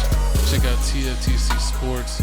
Chico Grande, Felix Supreme. 305. See you next week.